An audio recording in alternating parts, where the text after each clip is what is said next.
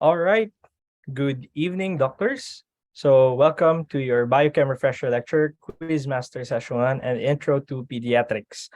So, I'm Dr. Ian Caballes. Let's start this session with a prayer and some reminders. And then, of course, later, our refresher lecture will be given by Dr. Franz Rubio, Quiz Master Session by Dr. Wangkai, and Intro to Pedia by Doc Broly and Doc Gomez. Let us all remember that we are in the most holy presence of the Lord. Lord God, we thank you for this day once again. Thank you for this opportunity that we meet online and this opportunity to learn. May you be with us throughout the session, and may we all learn from tonight's session. All this we ask in your most holy name we pray. Amen. So again, quick house rules, doctors. I will be the host of the teleconference. All attendees will have their audio on mute mode. You may unmute your audio to answer questions and give feedback later. Any video recording, screen shooting, of course, is strictly prohibited. And of course, observe proper decorum at all times. Okay, so tonight, let's start with the biochemistry refresher lecture given by Dr. Franz Moe Rubio. Doc Franz, are you here? Good evening, Doc. Hello, Doc Franz. I believe he's already here. All right. Inayos ko lang yung settings. Can you Sige give me lang, like Doc. 2 minutes lang? Sorry. Sige lang, Doc.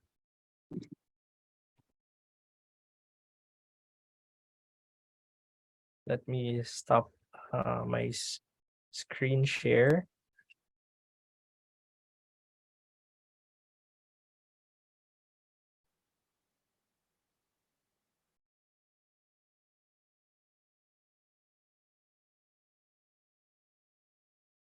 You may share your screen, Doc Franz.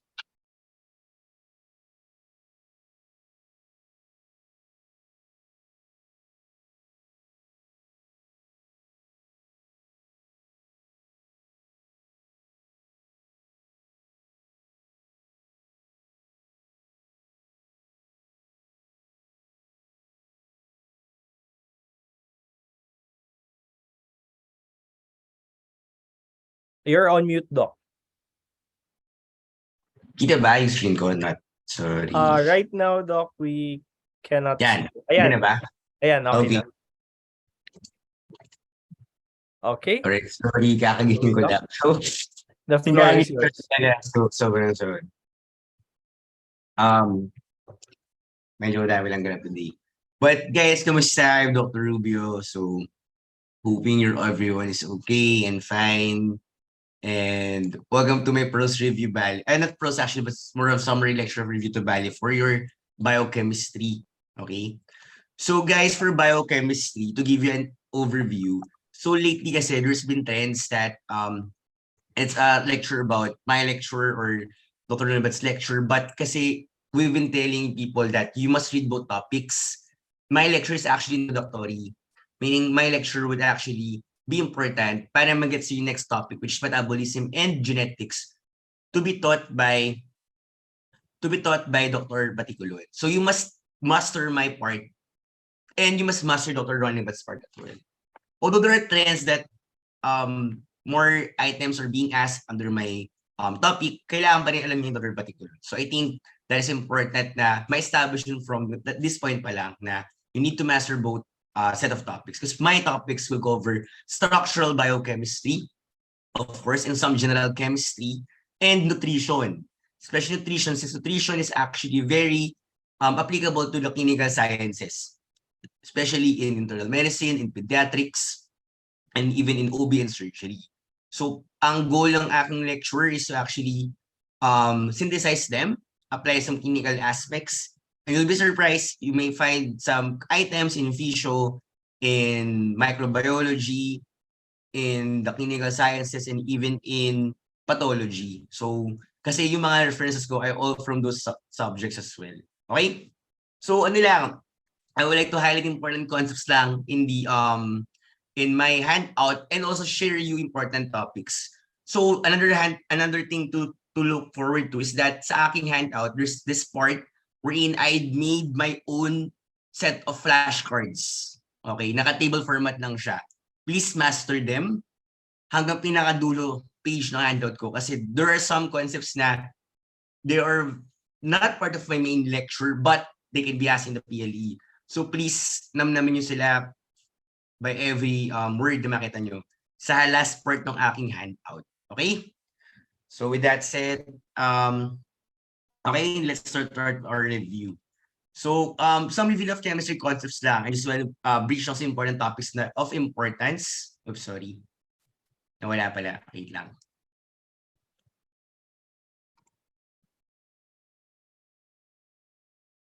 Okay, kita ba yung screen? Okay. Yes, Doc.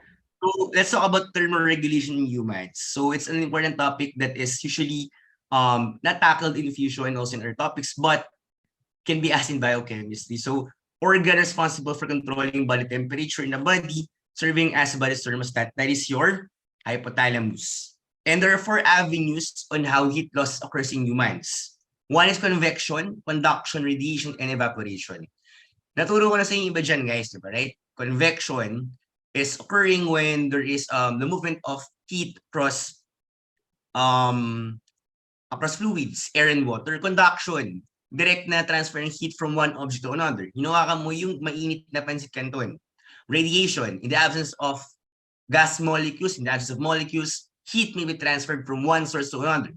Like what happens with the sun right now. It transfers heat by radiation to us, to Earth, diba? Evaporation is the effect occurring when convection occurs. Nagkakaroon tayo ng cooling effect, wherein hot air goes up and cold air goes down. There is what we call as evaporative cooling. So in humans, heat loss may occur depending on the temperature of the skin and the environment. If skin temperature is higher than the environment temperature, the major form of heat loss is radiation. You lose heat via radiation, mainly. Kasi mas mainit ka. So mas mainit ka, you tend to radiate the heat away from you. Okay? Now if the environment temperature is greater than the skin temperature, you lose heat via evaporation. That is the major mechanism. Diba? Kung mas mainit ang environment mo, you tend to sweat more. Okay? That's the rationale behind these 2 concepts.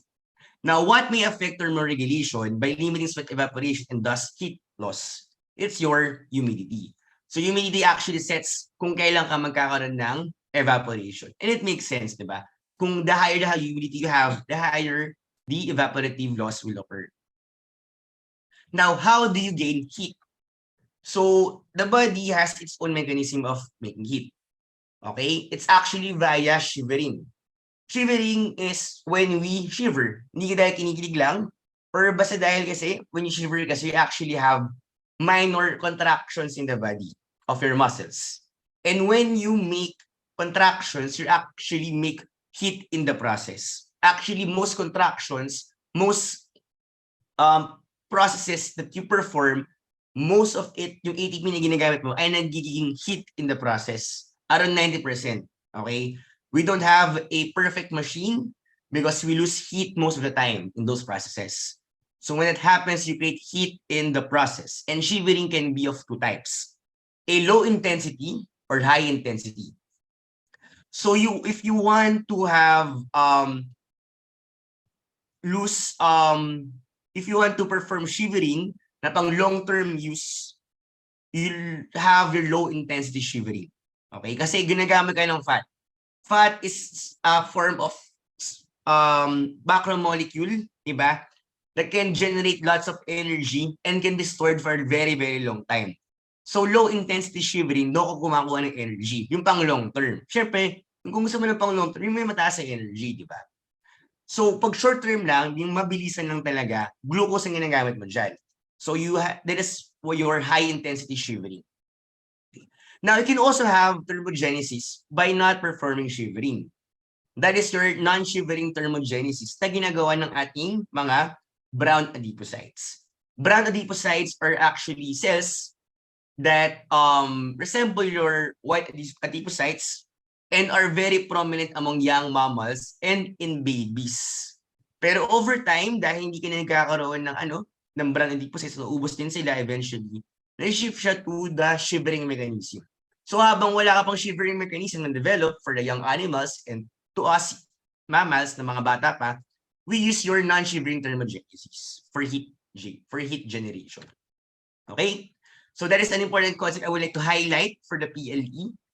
Next concept, structure of amino acids and proteins. Okay? So I've listed the different properties of your amino acids in your handout. The derivatives of different amino acids are very important. For example, I have mentioned this in my lecture. Citrulline is derived from what amino acid? Is derived from arginine. We have to master those concepts. Okay, they are listed naman in the video I've rated to you and also in your handout. So please review them. So ito naman, these are very unique properties in some amino acids. So we have this concept of 21st and 22nd amino acids. The 21st is your serinocysteine and 22nd is your pyrrolysine. And the one uniquely found in domain archaea is pyrrolysine. Domain archaea, so we have 3 domains kasi of life. Okay, we have your domain bacteria, domain eukarya, and archaea. So bacteria, obviously mga bacteria natin, di ba?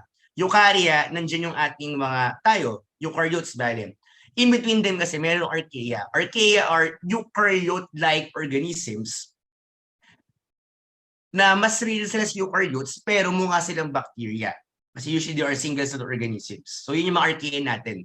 They're mostly found in extreme environments, in thermal vents sa mga underwater na volcanoes, even in volcanoes, ganyan sa mga lakes na mainit, in high acidity, doon sila makikita. But we also have them inside the stomach. Usually they are methanogens. They create methane in the process, yung utot sa ating pag dumudumi tayo. Okay? So they have pyrrolysine. So this is a testable question actually being asked in the PLE, even during my time. So yan, derivatives of amino acids, very important. Hindi ko na sila isa-isin, guys, but you have your mnemonics here. Parrot, true love does not exist.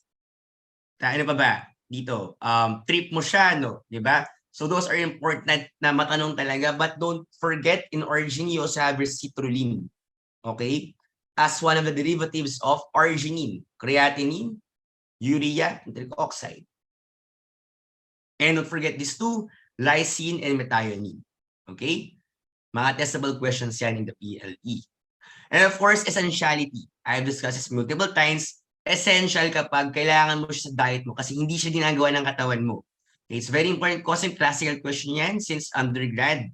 Private team hall, yung A is always arduous, yung T, never tyrosine. Okay, so it's tryptophan or threonine in the process. And arginine is a semi-essential amino acid kasi hindi siya kailangan talaga ng katawan pero during adolescence and puberty, nagiging essential siya in the diet because hindi enough produce sa ating katawan, so we need to have more arginine in the diet para masustain ang ating growth and development. Okay? Now, let's head to the structures of your proteins. We have primary structure, secondary, tertiary, and quaternary. So, a quick review lang, guys. Okay? So, most macromolecules follow this concept of polymerism. Okay? We have monomers, or single units, and we have polymers. So, for the proteins, we have your amino acids serving as your monomers, and we have peptides, or polypeptides as the polymers. For the sake of carbohydrates, we have your monosaccharides or your sugar units. And we have your polysaccharides, of course. For your nucleotides, we have your nucleotide, okay, as the base monomer, and we have the polymer known as your nucleic acids. All right. Now, for fats, wala siyang ganyan. There's no polymerism in... Sorry, wait lang po. Okay, sorry. So, there's no such thing of polymerism kasi they are actually physically related. Ang lipids mo kasi, it's a compilation of all group of molecules na lahat sila ay non-polar in structure. Okay? So walang polymerism in lipids. So that's one thing. So in proteins, ganyan mo siya iniisip. Okay? Meron ka lang primary structure. This is primary structure, hindi pa siya nag-e-end dyan. It can further develop into more sophisticated structures for further functioning. So in this sequence, primary structure, okay, that's the amino acid sequence. Take note of this concept, guys. The N terminus to the C terminus, that is how you read your amino acid sequence. And it is the only protein structure not destroyed by desaturation. What can destroy primary structure? As I mentioned in my lecture, it's your hydrolysis. Hydrolysis is the one that can destroy your primary structure. The one can destroy your peptide bonds. Okay? Denaturation cannot destroy your primary structure. Secondary structures, they are formed by the reordering of your units, okay, into planar structures. You have here your alpha helix and beta sheet formations. Okay, and please take note, guys, in your lecture, in your handout, the torsional angles of your different secondary structures. Okay, very important yan. I won't discuss this anymore. It's actually a very complicated and hindi siya pang medicine topic, basically. It's for high-level biochemistry, but I would like it to at least brush through into it, memorize the values one day before the exam. Baka lang kasi matanong ulit. Okay? So for me, hindi siya ganun important in biochemistry and in life, but daanan nyo sila in your free time, especially pag malapit yung board exams. Okay? But take note here, guys, yung mga bonds na nag-stabilize, only hydrogen bonds. But pag sa tertiary structure ka na, to make a 3D structure already, tertiary 3D structure, hindi lang enough yung hydrogen bonding mo. You must have the following: disulfide bondings, hydrophobic interactions, and even ionic interactions to form a 3D model of a protein. And when these tertiary structures combine together, you form a quaternary structure. So just hemoglobin having four tertiary polypeptides forming one quaternary structure. Okay, guys, the N terminus and C terminus is a testable question. The N terminus can have targeting signals, as mentioned in my lecture, and the C terminus have retention signals. Okay, so it's also a testable concept. There are also some concepts of physiology being asked in biochemistry. Very typical siya, okay, especially in the level of proteins kasi we have your hemoglobin and myoglobin. The very famous quaternary structure hemoglobin, okay, has 4 oxygen capacity, okay, oxygen capability of binding to oxygens.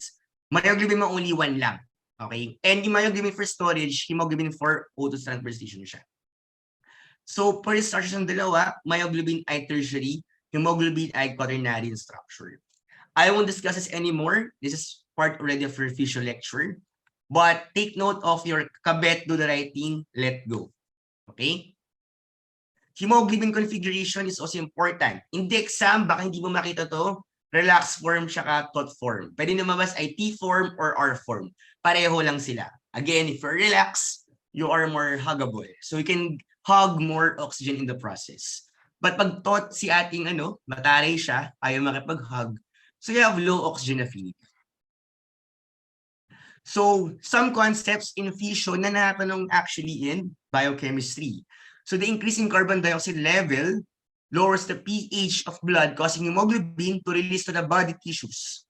Body tissues release to the body, Bohr effect, okay, to the body. When you remove oxygen from the hemoglobin, causing affinity to hemoglobin for carbon dioxide, that is your Haldane effect, lungs Haldane effect. Tapos, natanong ko minsan, it is the phenomenon involved the exchange of bicarbonate and chloride ions across the RBC membrane, that is your chloride shift or your Hamburger effect. Same lang po yan. Guys, collagen synthesis, very important, and their defects. Okay? Scurvy, okay, a problem of vitamin C deficiency. Hydroxylation step ang problema dyan. Kasi kasama siya doon. Vitamin C, oxygen, alpha-ketoglutarate, and ferrous iron, guys, ha? Ferrous iron ang involved dyan, not ferric iron. Ferrous iron is in the Fe2 plus state, okay? While ferric is Fe3 plus. OI is involved in triple helix formation defect. Copper deficiency is involved in the cross-linking step. Kasi your lysyl oxidase requires copper for its activation. Okay guys, collagen fibers. Best na ito bali na babanggit. Okay, ever since bone type 1, cartilage type 2, reticulin fibers type 3, core on the floor type 4. Okay? Anchoring fibrils anchors your epithelium to the basement membrane. So para siyang anchor, di ba? So 7 yan. Okay? And these are some conditions involved. OI, ano ba yung mga significant features yan? Having your blue sclera and your brittle bones. Achondrogenesis, achondro, cartilage, Ehlers-Danlos syndrome vascular type, prone ka sa mga aneurysms. Okay? Kasi rich in reticular fibers ang ating mga vessel walls. Alport syndrome, it's a genetic disorder. Kung saan pwede magkaroon ng sensory neural loss na bilateral and also having hematuria, a defect of your collagen 4. Mostly it is actually in the X-linked recessive trait. Pero meron ka rin diyang, meron rin autosomal dominant sa autosomal recessive, pero ito yung mas common, X-linked recessive.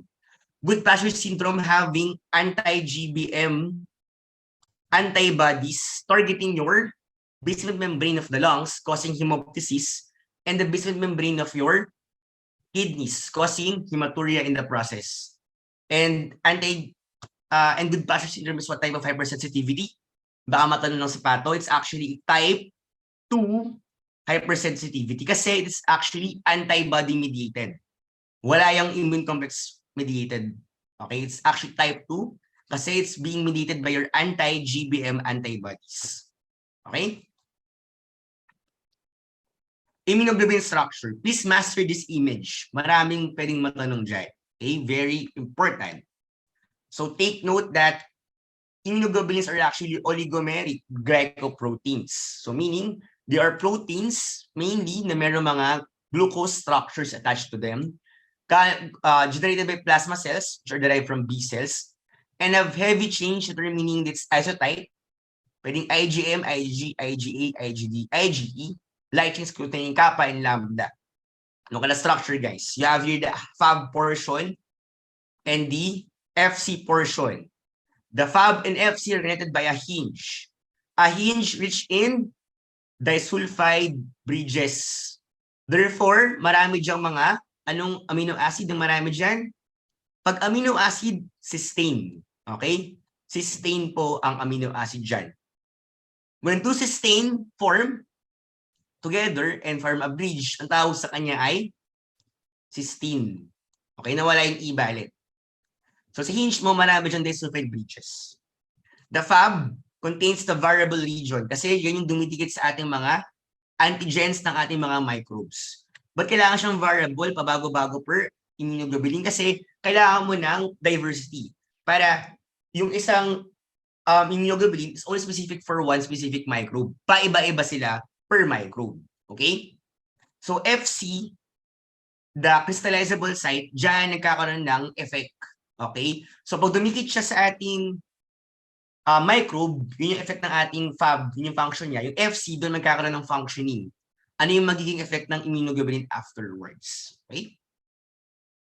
So Fab region, yan. Pagkat natin yan. And ito, a testable question actually. I'm surprised kasi it's usually a medtech question. But we have two means of, or we have two agents capable of digesting immunoglobulins. Your papain coming from papaya, and pepsin coming from your stomach. Papain, you now have 2 Fabs and 1 FC. Alright? Tapos, pag pepsin, only 1 big na hiwa. So, 1 Fab fragment na malaki and 1 FC fragment dito.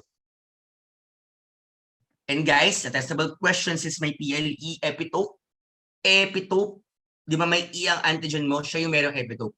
Siya yung part ng antigen performed or participating in the formation of an immune complex para to part of the antibody.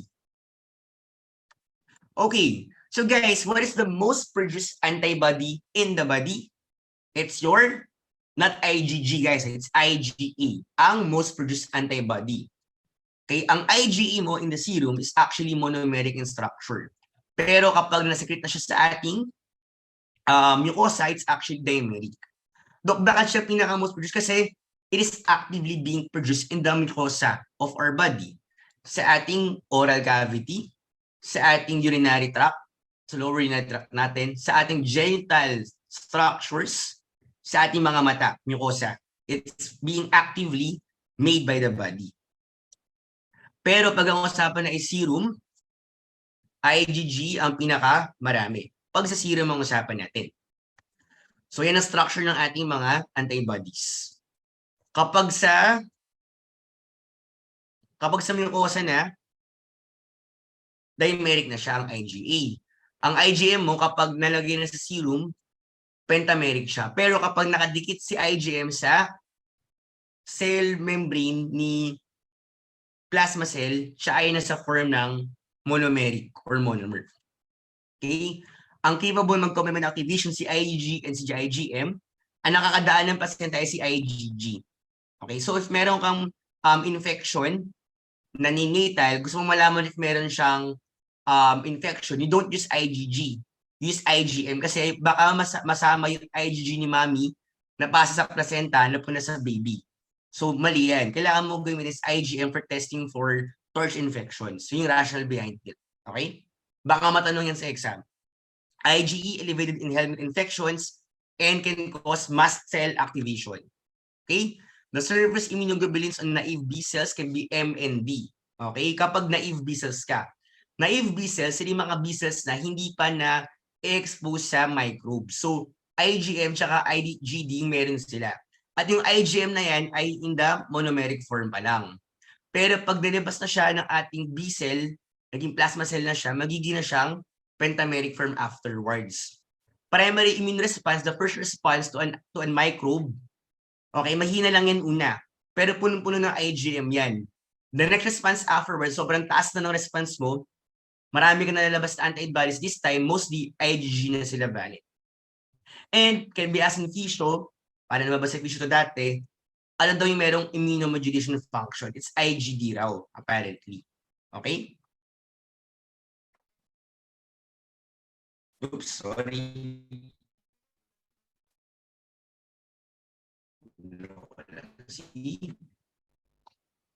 Okay.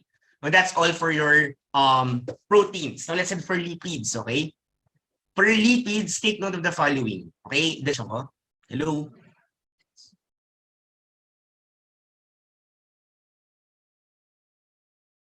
Okay ba ako? Can you hear me, guys? Narinig naman Yes, ako. Doc. Yes, Doc. Okay, just to be sure lang na okay lang. Oh, sorry. Gulo ko si ano. Alright. So moving forward, fatty acids, please memorize this table, the sizes of the chains. Okay, the higher the hydrocarbon chains, the more hydrophobic ang isang fatty acid.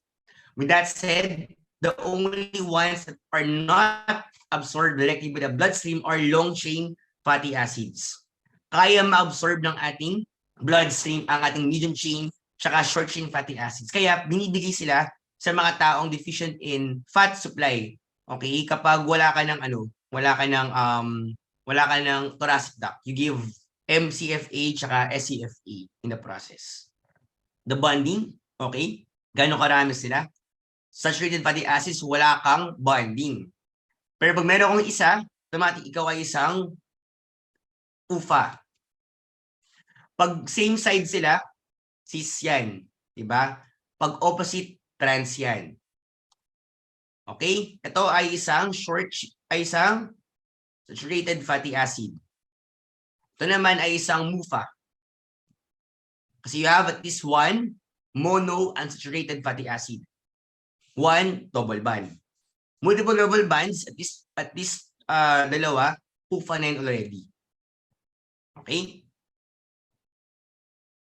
Now, you have your essential fatty acids. I would like to highlight this. Linoleic and alpha-linolenic acid. They're very important. Sa dalawang yan, ano ang derived from, ang nagiging arachidonic acid rather, it's our linoleic acid. And the one here is linolenic acid, not the parent compound for arachidonic acid. So you have to take this value. But you have to take more omega-3 fatty acids. Kasi yung ating alpha-linoleic acid becomes arachidonic acid, right? And arachidonic acid, one of its mediators or one of its products ay thromboxane. And thromboxane is the most powerful natural vasoconstrictor and platelet aggregator. Pakinggan yun, di ba? It's a sign na baka magkaroon ka ng coronary spasm, baka magkaroon ka ng myocardial infarction. So with that said, you balance it out, you take more omega-3 fatty acids, yung mga may linolenic acid. Kasi you want to balance it off para mas marami kang good na fatty acids. Okay? Triacylglycerol, the main storage of the body. Lipoproteins, guys, very important here. Okay, the transportation system will be tackled by Dr. Baticulon. Begito, I would like to highlight here the important concepts for structural biochemistry. Highest tag content, chylomicron. Highest cholesterol content, LDL. Highest protein content, HDL. Good cholesterol, HDL, bad LDL. Okay? The carrier of free fatty acids in the blood is your albumin. Okay, so pag mga complex forms of lipids na, kailangan mo ng lipoproteins. Pero in the blood, baseline, free fatty acids kasi, they cannot be transported in the blood ng sila lang. They need to hitch on your albumin para sila ay matransport around the body. Okay, so that's the role of albumin for free fatty acid transportation. Cholesterol is the important steroid in animal tissues. Okay, structure pa lang niya, very important siya. Ang kanyang form for storage ay cholesterol ester. Pero ang cholesterol kasi, ang problema sa kanya, hindi siya na tatanggal sa katawan.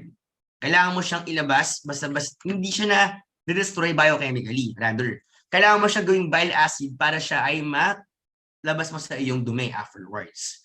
Okay, so yun yung problema sa kanya. So you have to transform this cholesterol into bile acid via 7-alpha-hydroxylase. Magiging siyang primary bile acid sa cholic acid, siya quinodeoxycholic acid, na eventually magiging secondary bile acid via bacterial degradation. And finally, it can become bile salts responsible for lipid emulsification. Yun yung goal niya eventually. Makapag-emulsify ng lipid structures sa iyong digestive tract para madali siyang ma-absorb ng ating katawan afterwards.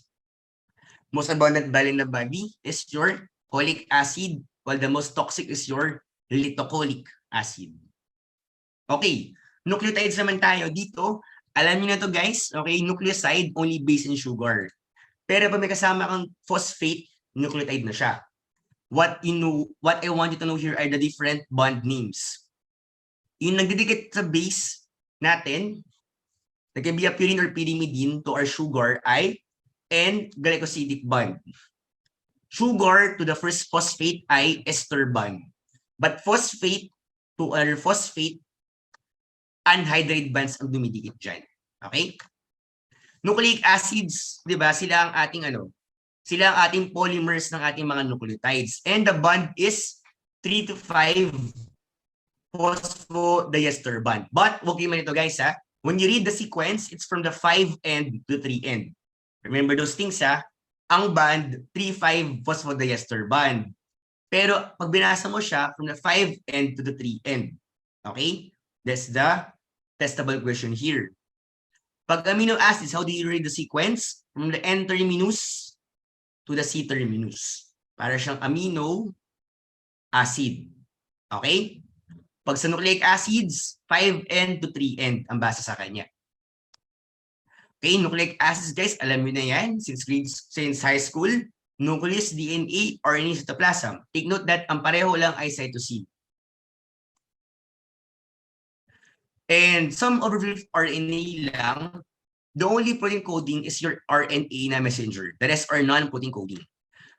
Most heterogeneous RNA, meaning paiba-iba yung kanyang sequence, is your messenger RNA, your mRNA. Okay? The most abundant is your ribosomal RNA in the body. Having unusual bases is your transfer RNA. And the rest are the ones that can regulate your gene expression. Okay, nutrition naman tayo.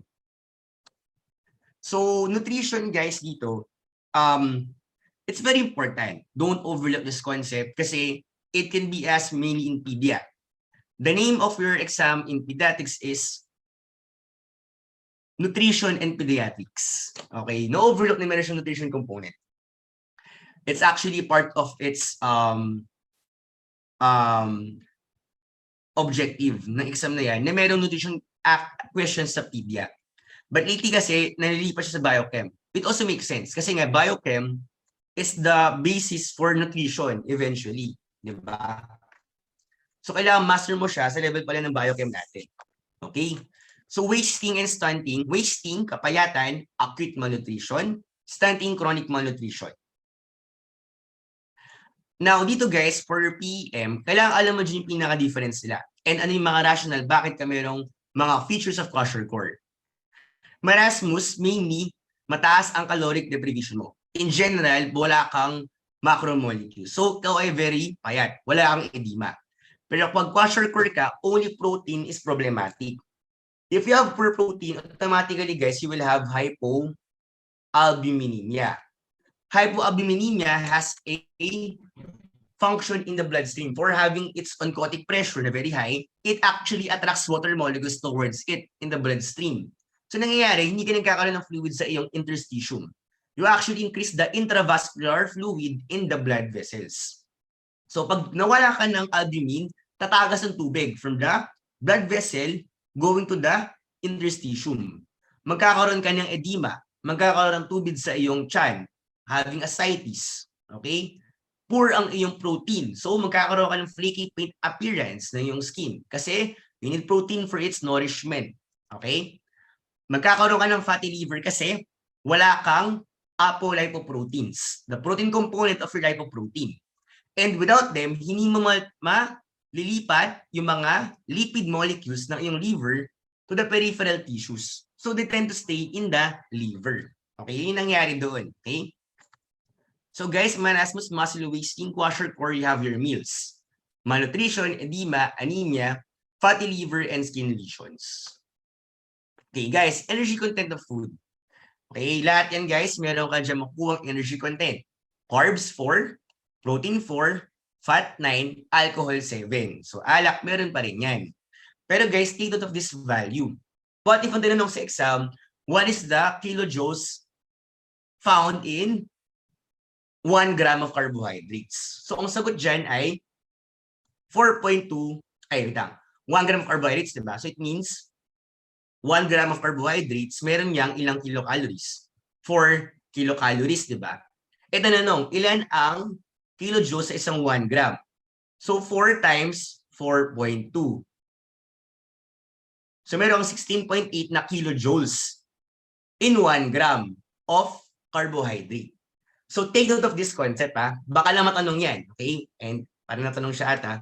So basta kailangan alam mo yung value na to para masagutan yan. At 1 kilocalorie is equals to 4.2 kilojoules of energy. Alright? Memorize that transmutation. Okay? Guys, ito, energy expenditure. You need to know them. Kailangan malaman mo na pinakamataas contribution is always your RMR. Resting metabolic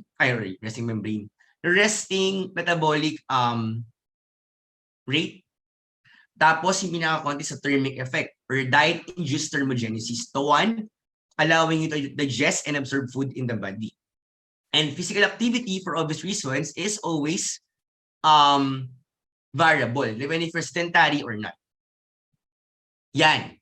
You have to memorize these values, doctors, bago mag-exam. They can be asked in the PLE. And remember, these being asked during our time. Okay? So dahil nyo siya bale, they can be asked in the PLE. How to measure protein quality? This can also be asked in the PLE. So alam mo dyan guys yung formula nila and their definition and yung interpretation ng values nila. Yung first three, 0 to 1 na kanilang ginagamit. But for PER, use your excellent protein source kapag meron ka at least 2.7 na ratio. Ano pa? Difference ng BB sa NPU. BVI, ang denominator niya ay absorb. Yun na-absorb ng katawan mo. Pero ang NPU mo, kung ano na-ingest mo sa iyong bunganga, they're different.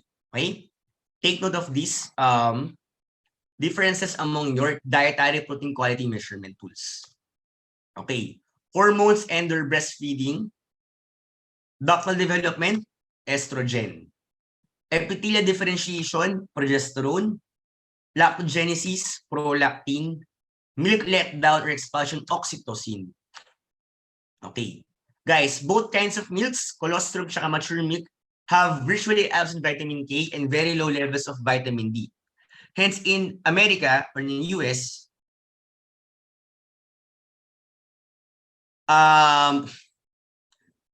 usually binibigyan nila ng vitamin D yung mga babies nila. Okay, but take note of these values, guys, ha. Kung kailan napoproduce ang colostrum at ang ating mature milk. Colostrum ay nagagawa during 12 to 6 weeks of pregnancy. Mature milk during the 4 to 6 weeks of puerperium. Puerperium ay the one after pregnancy. Kapag nanganak na si baby, let us start off your puerperium. And ang colostrum mo, mostly protein siya. Protein, high amounts in minerals, diba? Than fats. Pero over time, naging fatty and sugary ang iyong mature milk. So, mas konti na ang kanyang fat this time. Eventually, kapag at least 6 months of age ka na, you need to complement foods na already to your patient.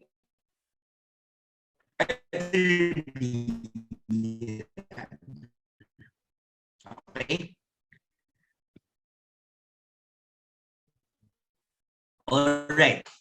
Vitamins. Okay lang ba, Doc? Ian, trying to point out important concepts for the hand. Go lang, Doc. Thank you, thank you.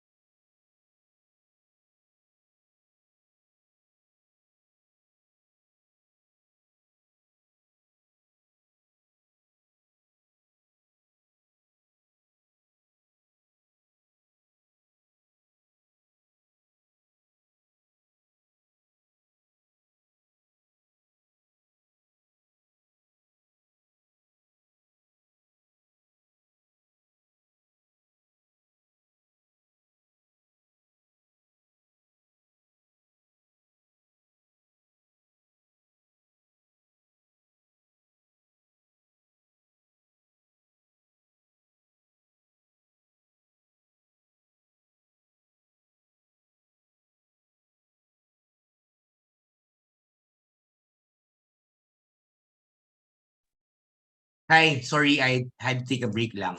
Okay, so back to the ball game. So vitamins and minerals naman tayo. For the vitamins, guys, I would like you to master the metabolism part, the functions, and the deficiencies. Yan naman may matanong dyan parati. Okay, yung mga deficiencies, mga toxicities natin. Okay? So in vitamin A, Okay. So guys, for vitamin A dito, kailangan yung malaman dyan guys ito yung ating mga deficiencies and their parts. Okay, and signs and symptoms. The collective term is xerophthalmia. Okay, the sign, siya nung nakikita ng ating doktor. Symptom, yun ang subjective complaint natin. Okay, si sign, ang O sa SOAP. Yung symptom, ang S sa SOAP natin. Cirrhosis ay problem ng conjunctiva. Without spots ay problema ng sclera. Keratomalacia ay cornea. Tapos, besides having metaplasia of the intestine and the respiratory tract, take note that you can also have keratosis for your skin, causing a toad skin or phenoderma. Tapos, what infection is mostly associated with vitamin A deficiency? That is your measles infection. Take note of that, ha? Can be asked in micro or even in Robin's pathology.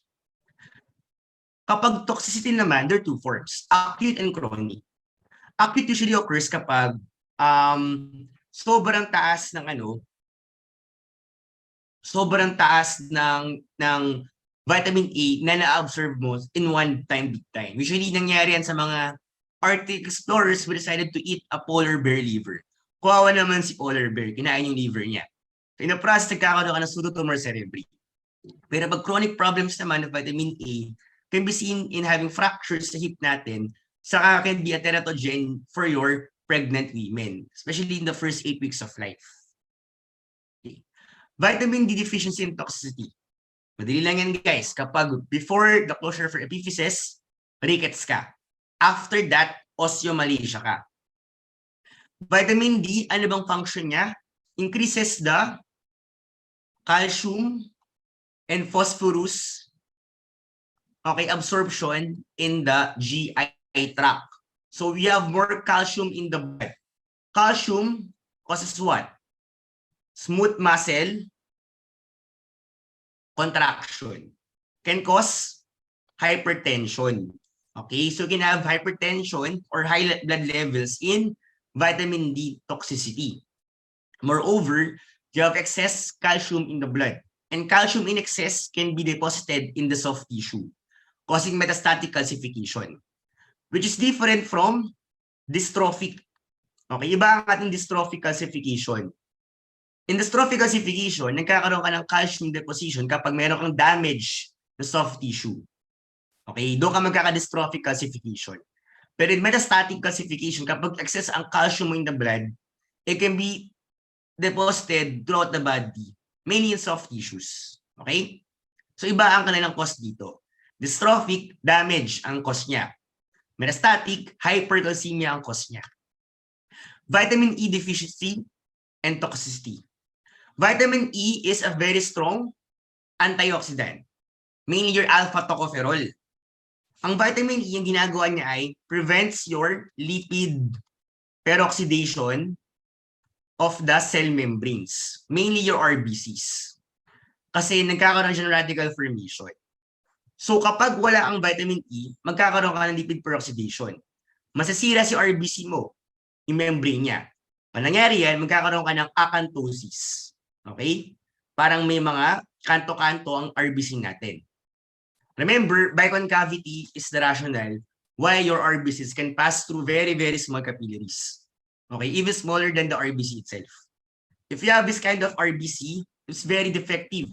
Therefore, kapag sumiksik yan sa capillary natin, puputok yan, causing hemolysis in the process. Okay? And other one is that vitamin E can cause demyelination of your posterior tracts, okay, and columns. May kapareho yan na deficiency, guys. Your vitamin B12. In B12, besides having your reversible megaloblastic anemia, you also have here your demyelination of your posterior columns. Besides that, meron ka ring mga sumusunod. Meron ka ring increase in methyl malonyl-CoA, tapos meron ka ring presence of hypersegmentation ng ating mga neutrophils. Okay? So iba sila on that aspect, pero pareho silang merong demyelination. Okay? Take note of that. Vitamin K has different sources. Okay, please take note them. Nasa handout nyo to actually. Hindi ko lang sinabi sa lecture nyo last time, pero nasa handout nyo to. The different forms of vitamin K. From the sources of diet, it's your phylloquinone, vitamin K1. And from the bacteria, quinaquinone. Synthetic vitamin K, the water soluble, it's actually menadione. Pare-pareho lang lahat yan. In the exam, baka ang lumabas, which of the following is important for coagulation? Ang lumabas ay hindi vitamin K. Ang lumabas ay phylloquinone. So yun din yun. Pareho lang yun. Ang phylloquinone nga lang ay a form of vitamin K na galing sa diet. Ang menaquinone galing sa bacterial flora. Ang menadione is a synthetic water-soluble vitamin K. Okay? So forms of vitamin K lang yung mga yan. So for obvious reasons, guys, vitamin K deficiency, bleeding diathesis. And bakit ka mayroong risk for infants? For that, you can have periventricular hemorrhage causing cerebral palsy kapag wala kang vitamin K enough. Kasi ang needs mo ay kulang sa fat stores, puno-puno ng tubig yan. Therefore, hindi ka makastore ng vitamin K. That's one. Pangalawa, wala kang intestinal flora, which can actually make its own vitamin K. Kasi ang baby, ang unit ay hindi pa nakakain ng pagkain. So wala pang flora na pwedeng tumubo sa kanyang stomach para gumawa ng vitamin K. Pangatlo, absent po ang vitamin K sa breast milk. Hence, we give vitamin K supplementation during pregnancy. Okay, vitamin C deficiency, guys, scurvy, weakened immune response. Alam niyo na yan. Take note that scurvy has the corkscrew hair. Okay, and vitamin C megadose, kapag pag-take ka ng maraming vitamin C, can cause diarrhea. Okay, vitamin B deficiencies, guys, daan natin siya. B1, beriberi, wet and dry. Wet, high output heart failure. Dry, beriberi, neurological problems. Wernicke or Korsakoff syndrome. Wernicke ang reversible, Korsakoff ay hindi na. Vitamin B2, guys, the two C's, cheilosis and corneal vascularization. Vitamin B3, pellagra, dermatitis, diarrhea, and dementia. B5, paanthogenic, Gopalan's burning feet syndrome.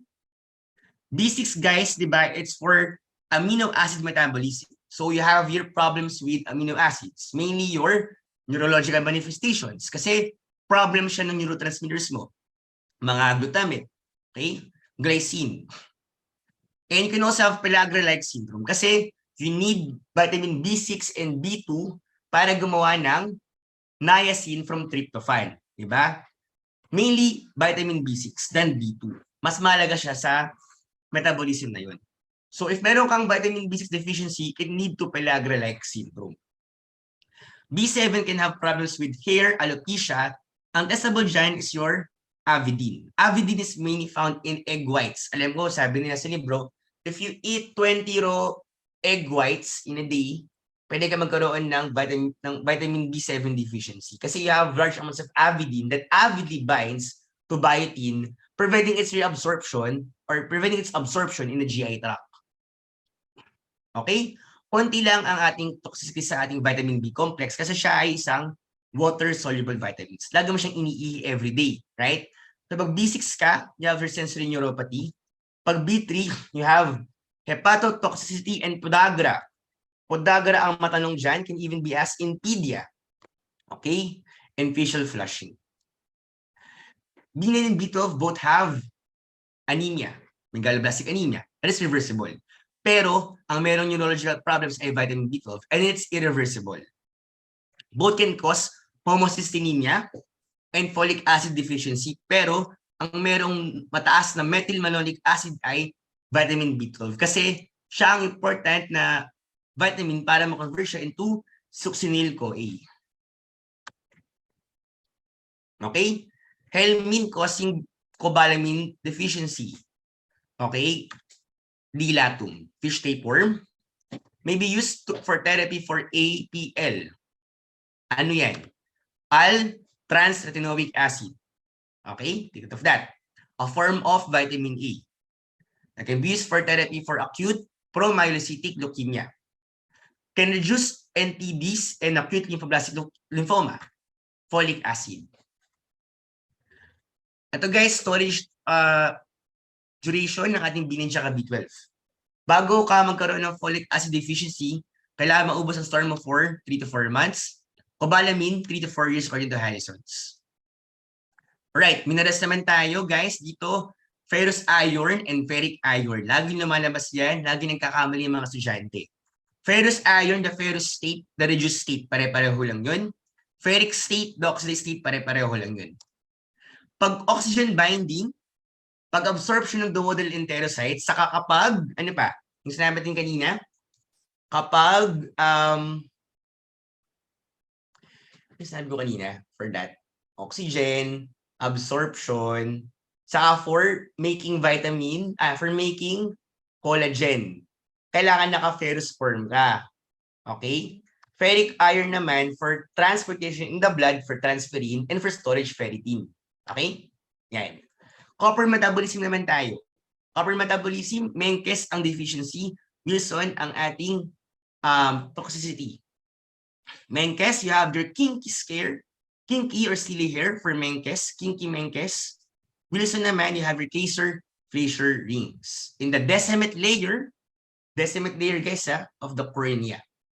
Baka matanong sa pathology. Alright, corkscrew, vitamin C tayo. Okay, zinc deficiency can lead to acrodermatitis enteropathica and some other minerals involved. Okay, guys, dito mga matanong dyan, oxidase enzymes, molybdenum. Okay, mitochondrial SOD, manganese. Kapag cytoplasmic, copper and zinc.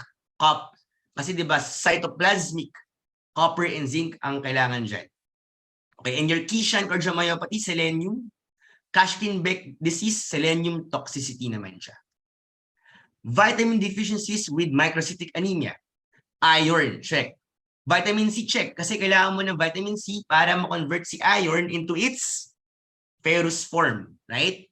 Kasi ang ferrous form ang na-absorb ng ating katawan.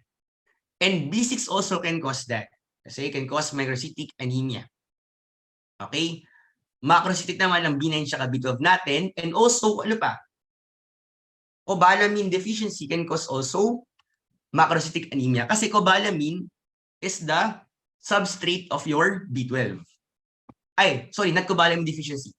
I mean, cobalt deficiency can lead to vitamin B12 deficiency. Kasi cobalt is the parent structure of your cobalamin.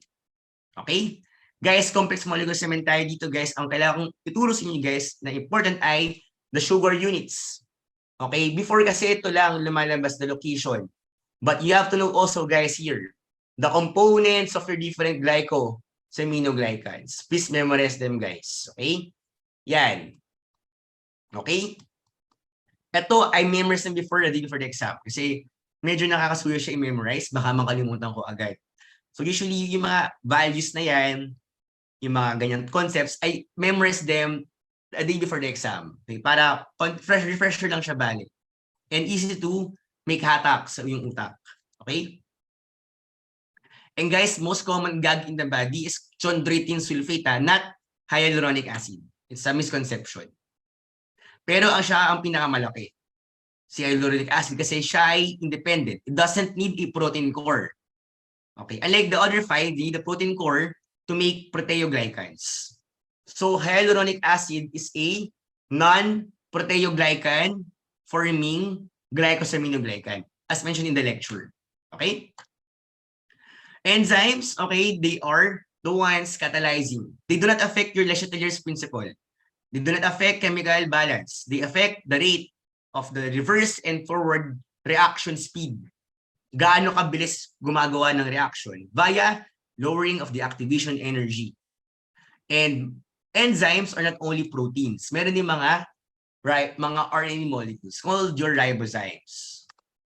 Guys, lots of enzymes, take note of them, and please do make time to memorize the class 1, 2, 3, 4, 5, 6. Kasi baka itanong sa exam ay hindi lumabas yung pangalan ng enzyme. Lumabas ay class 1, class 2, 3, 4, 5, 6, diba? So if alam mo na may ganun sa pang tawag sa kanila, i-memorize mo na sila kasi minsan malaka-strip nila.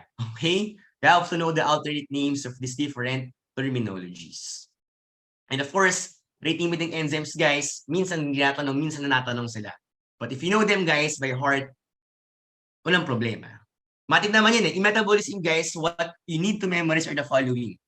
Take note of these concepts. First, what is the alternate name of the metabolic pathway? Okay? Pangalawa, what is the purpose of that metabolic pathway? Para saan ba siya? Like for example, your pentose phosphate pathway. It is the one making pentoses that can be used for DNA or RNA building. You have to know that function. Pangalawa, what is the rate limiting step? Pangatlo, what are the involved ATPs? ATP use, ilan sila? For the whole pathway. ATP generated. Nakagawa ba siya ng ATP in the process? That's a good testable question. Pangalawa, what are the substrates involved? Ano yung mga pinasok mo ng mga substance para magkaroon ka? Example, example, sugar na 6 carbon, pinasok mo sa pentose phosphate pathway. Next, ano yung byproducts niya? Meron kang carbon dioxide, meron kang pentose, di ba? So you have to know those stuff. Gaano karami sila na nilabas mo? That is how you memorize metabolic pathways. You don't have to memorize per step. Kasi pagod na utak mo, guys. One subject lang yan. You have 12 subjects for the PLE. You have to study smart. Okay? You have to know these concepts when tackling metabolic pathways by Dr. Baticolon. Kailangan alam mo yung purpose per pathway. And lastly, ano yung sakit na mangyayari kapag deficient ang isang enzyme sa isang pathway? Yan ang mga matanong dyan. And what are the salient features? Yan ang mga natanong sa metabolism. Okay? Pag nakuha mo yan, kayang-kaya may PLE per Biochem. Alright? Special topics for the PLE for biochemistry. Mabilis na to guys kasi this will be taught in patho and in physiology. I'll only highlight them here. Okay, only lymphocyte in the innate immune response is your NK cells, your natural killer cells. These are lymphocytes that are capable of destroying tumor cells and also your virally infected cells. Phagocyte capable of clearing immune complexes, eosinophils. The link between the innate and the adaptive immune response, natanong sa Biochem to before, dendritic cells. Kasi dendritic cells are the primary antigen-presenting cells. They take the antigen from the microbe and present it to the T lymphocytes. Boss, ito yung ating target dito. Siya yung taga-inform. Okay? Siya yung taga-inform sa ating adaptive immune system na meron tayong kalaban. Okay? That's your dendritic cells. Okay? Complement system, guys, you have to memorize, don't have to memorize the pathway. You have to memorize nga lang yung initial definition nila at ano yung mga effects ng mga different na complement proteins. Okay? Pag classic, okay, antigen-antibody complexes. Mainly, ano nakaka-activate ng complement system? Your IgG and IgM. Lectin, manus yan. Pag alternative, microbial surfaces yan. Okay? So, ang kailangan mong malaman dyan, guys, in the end, yung mga function ng mga yan. Okay? Yung mga different na substances. C3b. Anong ginagawa ng C3b natin? Siya ay what? Taga-opsonize. It's for opsonization. Okay? C3A, C4A, C5A. Sila ay mga anaphylatoxins. Okay? They can cause anaphylaxis. C5A, chemotaxis. Attraction, nag-a-attraction ng mga neutrophils sa mga monocytes. Taxi, may taxi sa C5. Okay? Ano yung mga kailangan nyo malaman dyan, guys? Ano pa ba? Opsonization, pampasarap ng microbe for phagocytosis, anaphylatoxins, chemotoxins. Tapos, we have, of course, C6, C5, B, C6, 7, 8, 9. Your MAC, your membrane attack complex. Okay, they form your cell lysis. So basically, ano ang function ng ating complement system? These are proteins complementing the immune system. They complement the immune system via 1, opsonization, 2, chemotaxis, and 3, cell lysis. Ayun ang point ng ating complement system. Ayun yung 3 main functions niya. complement the immune system via cell lysis, chemotaxis, and opsonization via these different proteins. Okay? Mahilig sila sa Alzheimer's disease for some reason o some concepts to know lang. Okay? Acetylcholine ang decrease sa ating Alzheimer's disease. And the congenital syndrome involved in AD is your Down syndrome. Okay, guys, this is an IM concept but natanong to sa artificial every now and then. Diseases of hyperbilirubinemia, mainly isolated indirect hyperbilirubinemia. So you have here complete absence of EDGPT, Krieger-Najjar, the worst prognosis. Pag partial, 10% lang na meron ka, type 2. Pag meron ka pang okay lang, Gilbert syndrome. Type 1 yung pinakamalala dyan kasi it can have around more than 20 ata na unit ng nalimutan ko bigla. Parang mg per dl of bilirubin in the serum according to Harrison's. Pag Krieger-Najjar, it's actually 6 to 25 mg per dl. So merong range pero ito mas toxic. Pag Gilbert, less than 6 siya na hyperbilirubinemia. So it means pinaka-toxic to. At ito can cause kernicterus. Okay? Yung Krieger-Najjar syndrome mo. Sa tatlong yan, Gilbert ang nabubuhay. Krieger, patay agad yan. Yung Krieger-Najjar, type 2, mabubuhay for some days lang only. Okay? Kapag direct naman, ang mga problema dyan, dalawa lang. Rotor saka Dubin-Johnson. Okay? Pag rotor, defects in OAT molecules. Pag Dubin-Johnson, MRP2. So sa dalawang yan, ano yung meron dark liver? You have Dubin-Johnson as having a dark colored liver per gross pathology. Baka lambasin sa pato. Okay, so dinaanan ko na sila guys kasi it's really part of pato and IM. And they can be asked in biochemistry. And that's all for my summary lecture for biochemistry. I hope na-supplement na kayo ng new information and at the same time, na-recall ko yung mga important concepts in the PLE. But guys, my handout is not enough for the PLE, ha? Pag umasa lang sa handout ko, please master our handouts. My handout and Dr. Baticulon. But please read my handout first kasi it's the basis for the next lecture. Okay, for genetics and for your metabolism. Okay, I give you tips for metabolism, guys. Kayang-kaya niyo yan. Huwag mo overwhelm sa metabolism. Okay? So that's all for my summary lecture this evening. I hope you learned something new today. All right, thank you so much, Doc Prince Rubio, for that very informative refresher lecture. Now, let us welcome one of our latest, our newest teachers here in Top Notch, Dr. Keith Alexius Wangkai. He is top 10 October 2022 PLE for our Quizmaster session. Hello, Doc Keith. Good evening. Good evening po. Iyan na ako ba? Sige, thank you so much, Doc. Good luck. Have fun. Thank you so much, Doc Prince.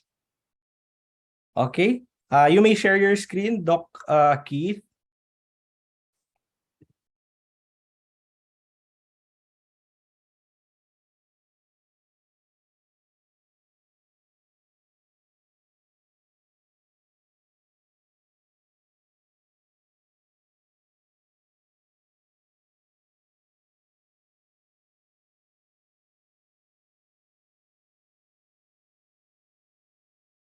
Hello.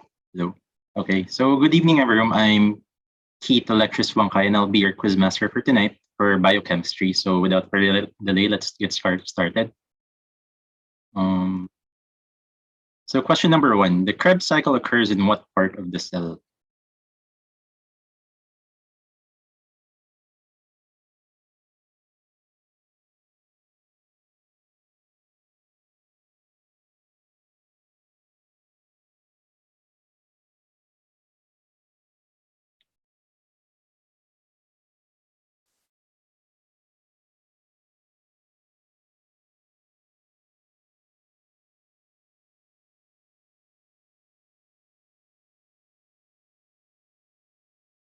Okay, so actually the answer here is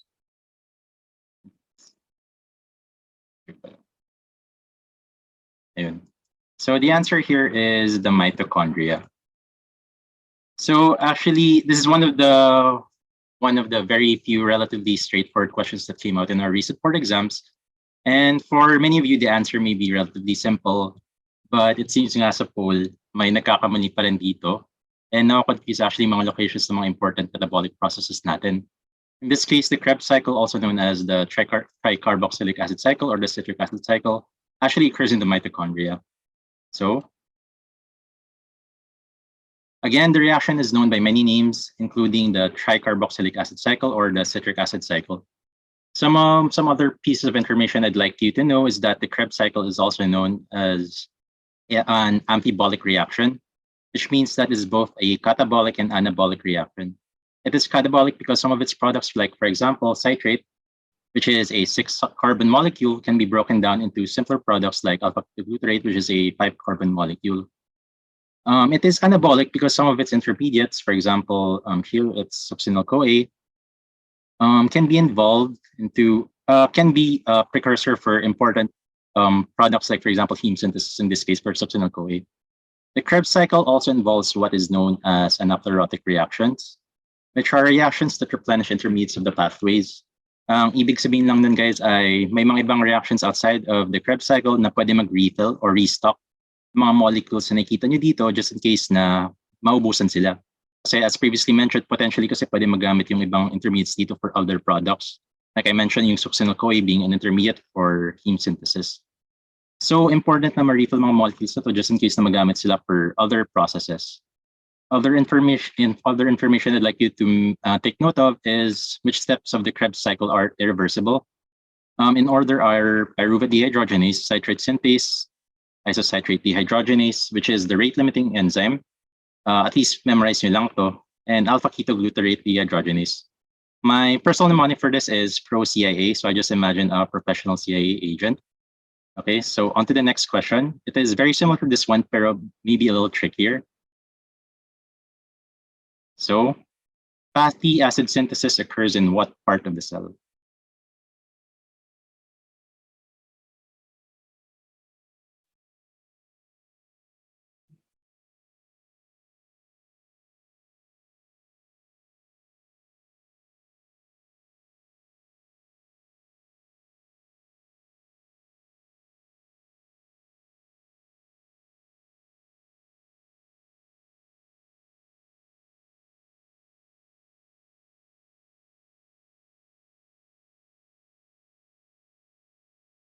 Okay, so the answer here is the cytosol.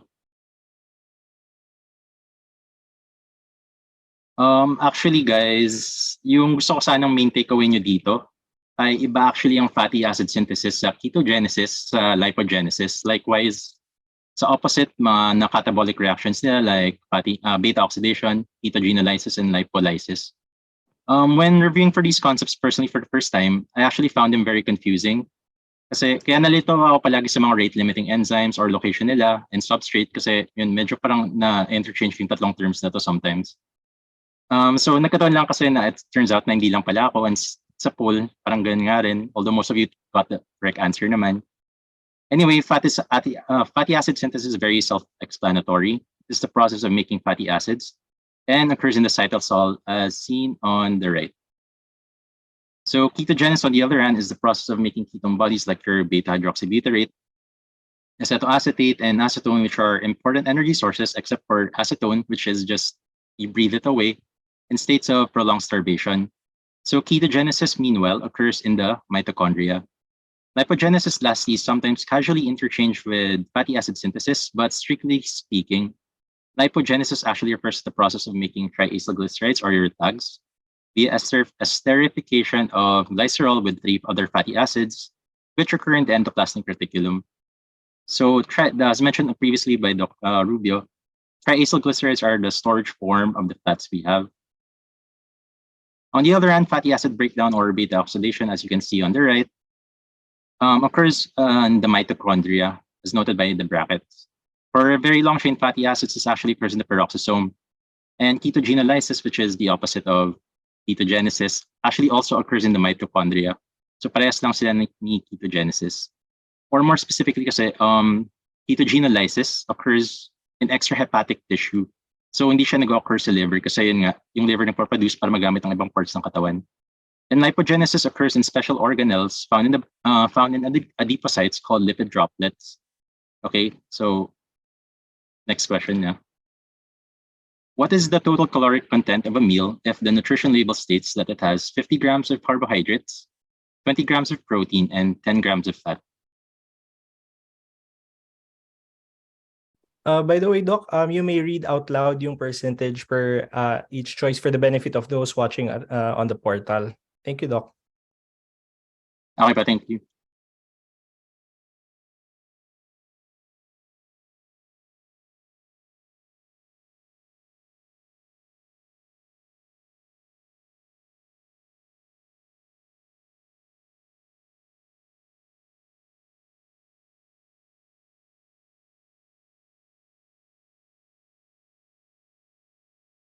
Okay, so 60% got this choice correct. So the answer here is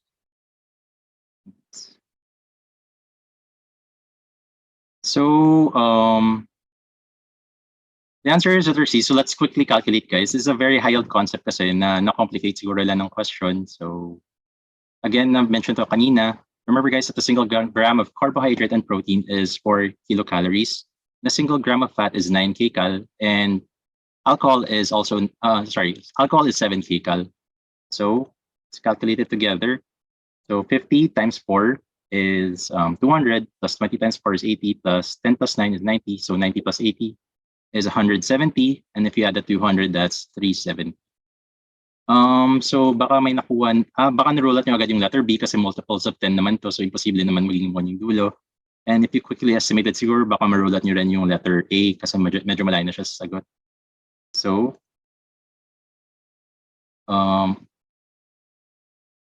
it may be important to note, guys, na, sorry. So it may be important to note, guys, na sometimes na-interchange yung terms na kilocalorie with just calories with a capital C, omitting yung prefix na kilo, but they both mean the same thing. So in line with that, I'd like to follow up this with another question na mention ni Doc Rubio, which naging relevant actually sa recent boards namin. And the question is, how many kilojoules in a kilocalorie? So the answer here is 4.2 is equal to 4.2 kilojoules is equal to 1 kilocalorie. So the answer, may lumabas kasi sa PLEs namin recently na pina-calculate yung parang caloric needs ng isang patient, pero yung mga choices kasi lumabas in kilojoules. So it was a little frustrating kasi at that time, di ko alam yung conversion rate ng kilocalorie to kilojoules. So yun, if ever lumabas ulit sa next exam, and just memorize it's 4.2 to 1 kcal. Next question. Which of the following amino acids is purely ketogenic?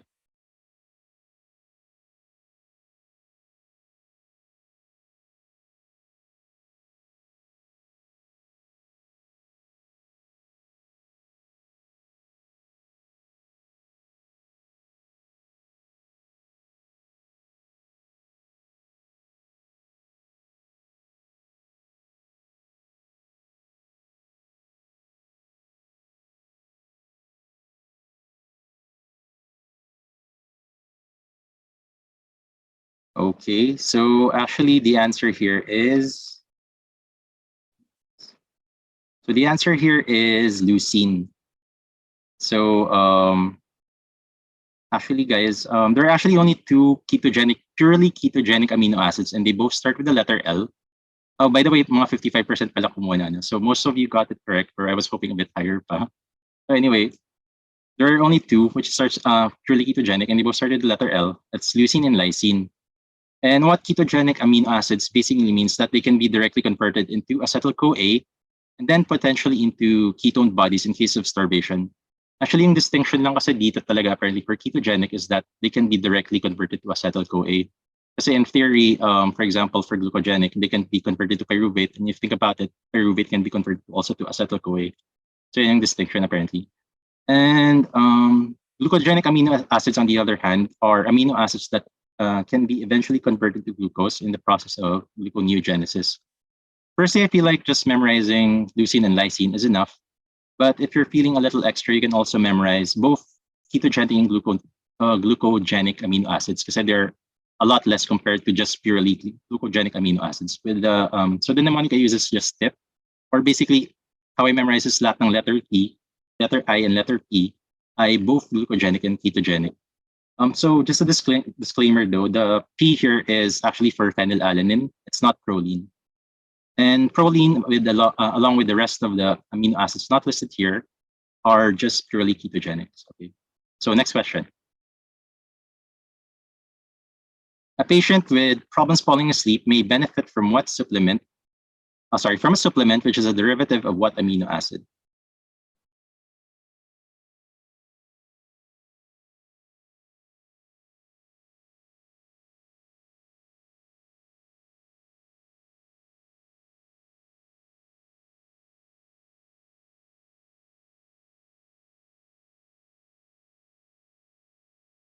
Okay, so 100% got this correct. The answer is tryptophan, letter A.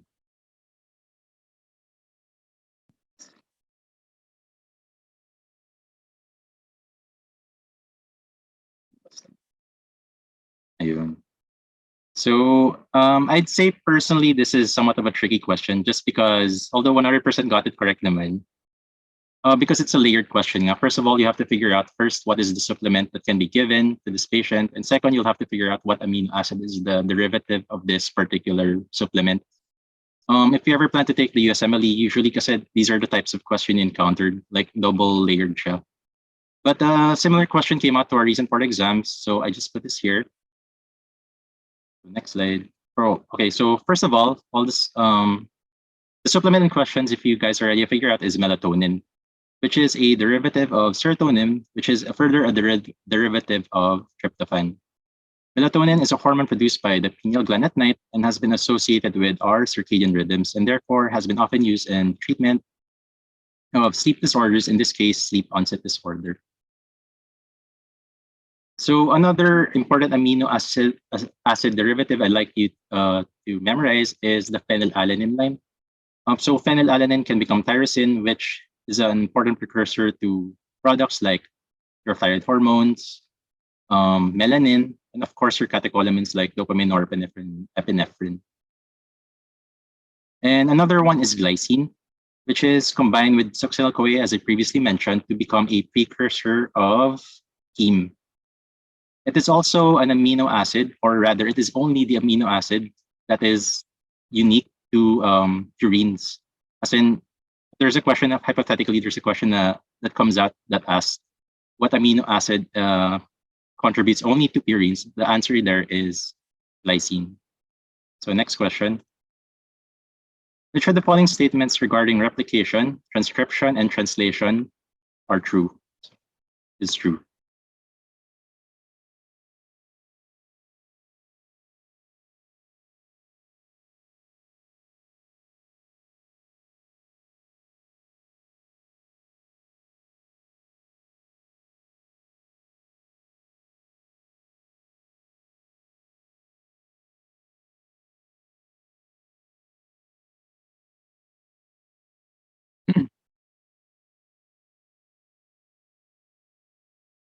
Okay.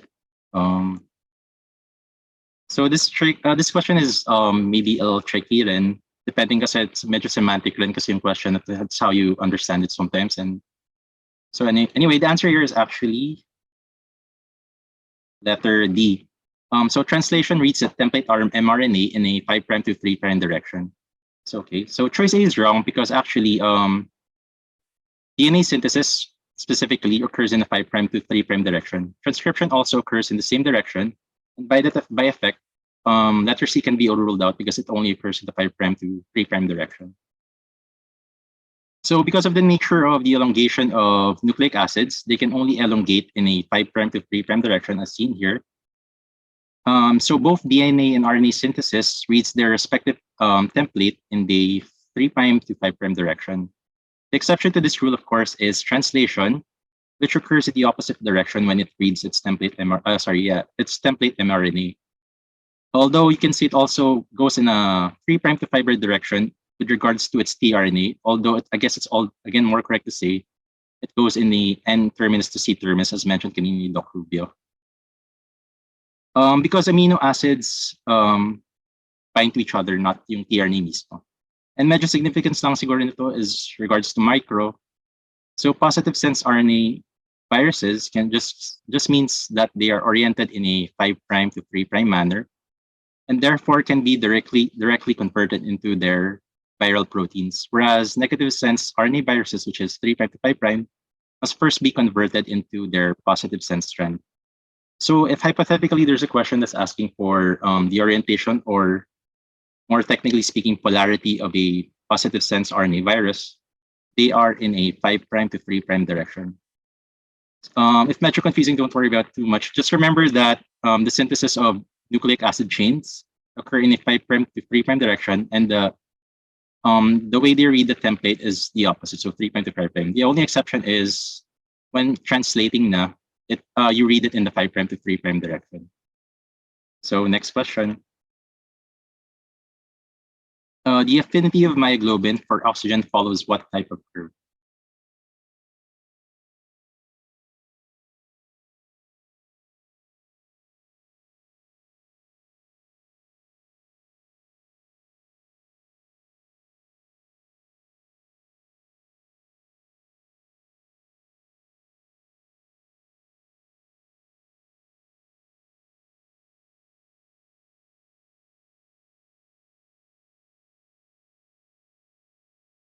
So okay, the answer here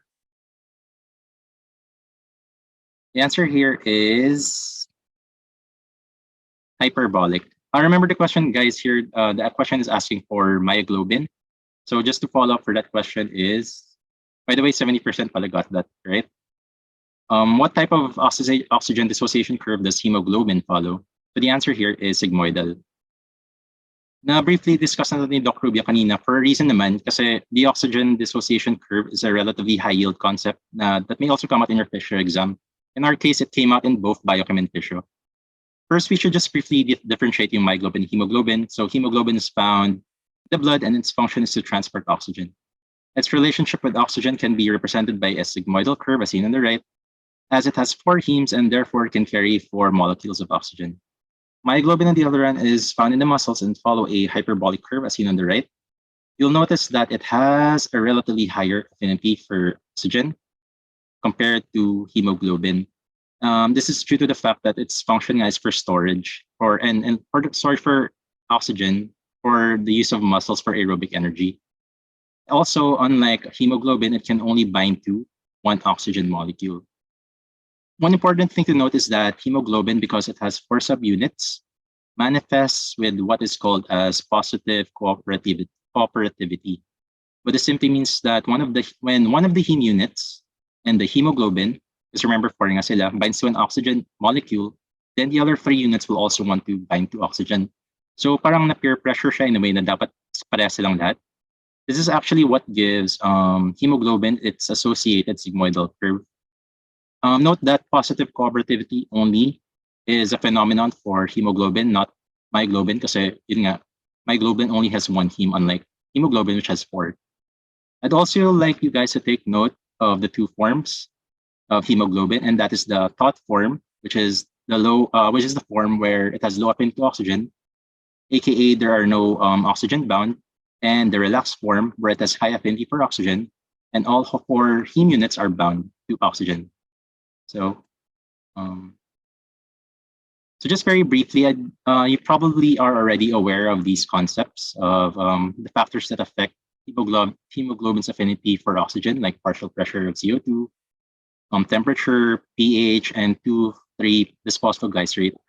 However, I'd like to point out a few that is seldom mentioned, but I actually think is relatively important, and that is the presence of, for example, for one, the presence of fetal hemoglobin or hemoglobin F, which increases the affinity of blood to oxygen due to the fact that it is less responsive to 2,3-bisphosphoglycerate.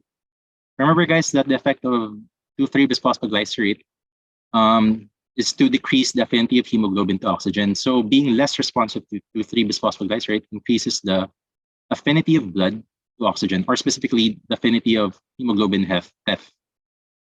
Another factor that increases affinity to carbon monoxide, to affinity to oxygen, is carbon monoxide.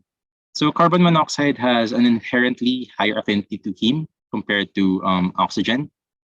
And because of that, and what I previously mentioned about positive cooperativity and the other 3 units of hemoglobin wanting to be the same as the other, when a carbon monoxide molecule binds to one heme, yun nga, kasi sobrang lakas nga ng affinity ng carbon monoxide sa heme na yun, it will also try to force the other heme units to also bind to other things, which in this case is oxygen. So kaya tataas yung affinity for oxygen when there is carbon monoxide poisoning. Lastly is the effect of altitude. Altitude has been found to decrease hemoglobin's affinity for oxygen, as it has been found to also physiologically increase the levels of your 2,3-bisphosphoglycerate. So at higher altitudes, there will be higher levels of 2,3-bisphosphoglycerate, and therefore blood will have less affinity for oxygen. So next question. Which of the following statements regarding cortisol is true?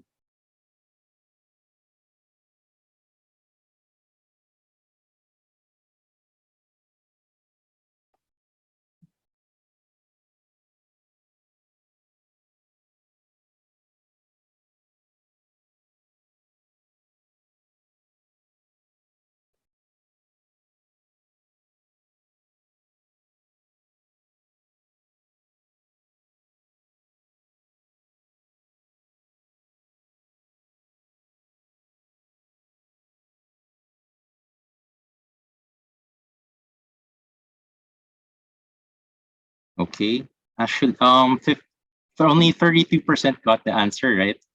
The answer is actually it upregulates your alpha-1 adrenergic receptors in blood vessels. So if you guys may vaguely recall, the effects of steroids in the body is to increase blood pressure. So one way it does this is via upregulation of your alpha-1 adrenergic receptors, which you guys, if again can recall, causes vasoconstriction of your blood vessels, specifically your arterioles. In this manner, cortisol has a permissive effect on catecholamines like your epinephrine when regards to blood pressure. So kung mataas ang epinephrine levels nyo, pero mababa naman yung cortisol, you won't see much of a profound effect, or rather profound effect in increase of blood pressure. So this may come as a surprise to some of you, pero actually letter A is wrong. Actually, this was the most common answer. It was like 50% pala who got this, who answered this. Despite it being a catabolic hormone, cortisol actually increases hepatic glycogenesis on top of inducing gluconeogenesis. It may seem paradoxical, pero apparently the function of this has been attributed to allowing adequate supplies of glycogen in cases of sudden stress. So parang in a way, parang buffer siya ng glycogen kung biglang tataas ang stress levels niyo. It does, however, cause muscle tissue glycogenolysis. So the choice here was instead causes muscle tissue glycogenolysis, then that would have been correct. Letter C is also wrong because cortisol increases appetite. And lastly, letter D is wrong because cortisol impairs fibroblast activity, which is why poor wound healing can occur if excessive topical steroids are used. So to summarize again, the effects of cortisol include increased appetite, increased blood pressure can also be seen due to the effects of alpha-1 receptor upregulation, but cortisol can also bind to mineralocorticoid receptors at high doses, which can also increase increase your blood pressure. Cortisol can also cause insulin resistance, which is why Cushing syndrome may manifest with hyperglycemia and diabetes-like syndrome. And cortisol also causes decreased fibroblast activity, which can cause poor wound healing, which is why in patients with Cushing syndrome, you'll be able to see striae. And lastly, it causes hepatic glycogenesis, but causes muscle tissue glycogenolysis. So yan yung distinction for the function of cortisol in terms of glycogen. Okay, so next question. What vitamin toxicity may exacerbate the anticoagulatory anticoagulatory effects of warfarin.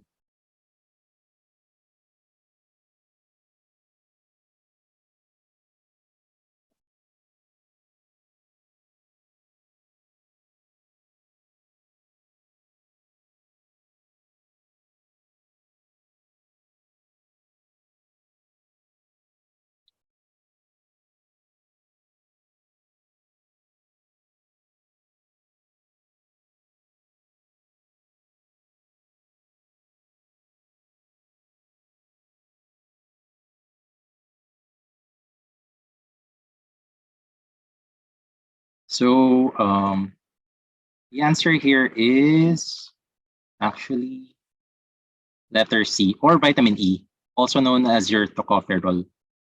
So some of you guys might have been tempted. Actually, a lot of you guys were tempted. Attempt nga. 58% of you answered letter D, and only 20% got letter C. To answer vitamin K nga. Pero note the word here is exacerbate the anticoagulatory effects of warfarin. And warfarin, on the other hand, is a vitamin K antagonist. So parang yung warfarin isn't, but you can also imagine it the other way, in that vitamin K is a warfarin antagonist. But that's not the correct answer in this case. Actually, vitamin C may also cause bleeding, but only in deficiencies, not toxicity. And vitamin D, on the other hand, is not shown to cause any significant effects in coagulation, but may cause symptoms of hypercalcemia. So unsurprisingly, the topic of vitamins in general is a very high yield, not only in biochemistry, but also in other subjects like surgery, medicine, pharmacology, and pediatrics. So I recommend making sure to master concepts, not just only for the PLE, but also for any other exam you plan to take in the future. And I'd also say, personally speaking, that vitamins in general is also a very high yield topic in real life scenarios and also in the clinics. So in our recent biochem exam, I think the question was about vitamin B12, but I'd also like you to put some effort into other less focused vitamins like vitamin E. So in summary, vitamin E toxicity may interfere with the metabolism of vitamin K, and in some ways may be thought of as a vitamin K antagonist, similar to warfarin. That's why in excess, vitamin E may exacerbate the effects of warfarin and cause excessive bleeding. Actually, apparently in some cases, I don't know of an actual case, but surgeons allow a washout period of a certain days before going through surgery, similar to that of aspirin and NSAIDs. That said, adverse effects of toxicity include increased risk of bleeding, like subarachnoid hemorrhages or hemorrhagic stroke. And it can also cause necrotizing enterocolitis in infants, as it interferes with the integrity of the gut mucosa as they are still very young. So vitamin E deficiencies can cause hemolytic anemia because, as you may remember, one of the main functions of vitamin E, as previously mentioned by Dr. Rubio, is as an antioxidant, which has cell membrane protective effects. So with less antioxidants, there may be a compromise in cell membrane integrity, leading to hemolytic anemia. In the same manner, acanthosis may be seen, as seen in the figure, due to defective cell membrane integrity. So vitamin E deficiency may also manifest with neurologic symptoms, very similar to that of vitamin B12, more specifically posterior column demyelination, minus the effects of the bone marrow. So follow-up question to that.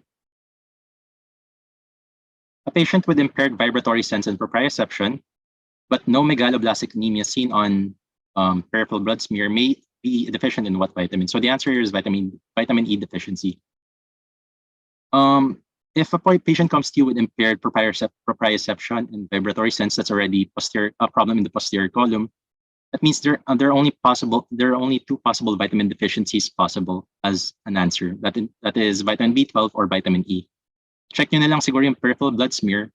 If there is megaloblastic anemia and hypersegmented neutrophils, then vitamin B12 is deficient. If wala or may acanthocytes, then it's vitamin E that's deficient. Okay, last question. In malnourished patients, what vitamin should be administered prior to the administration of glucose?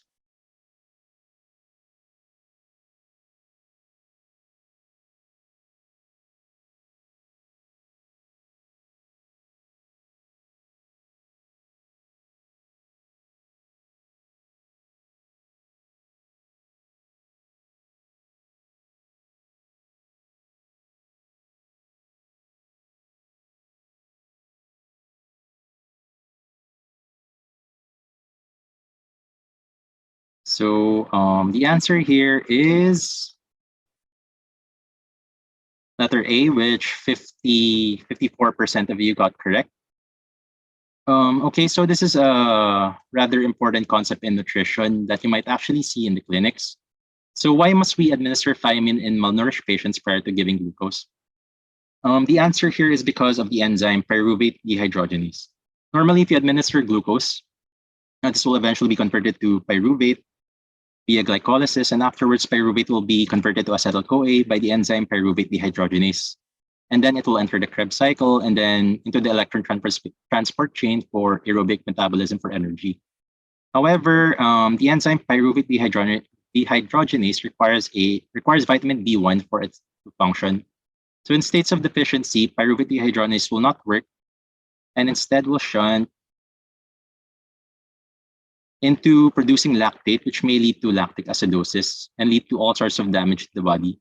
Therefore, for patients with potential thiamine deficiency, such as malnourished patients, chronic alcoholics, and pregnant patients with hyperemesis gravidarum, who are possibly likely to be deficient in thiamine, you must administer thiamine first prior to the administration of glucose.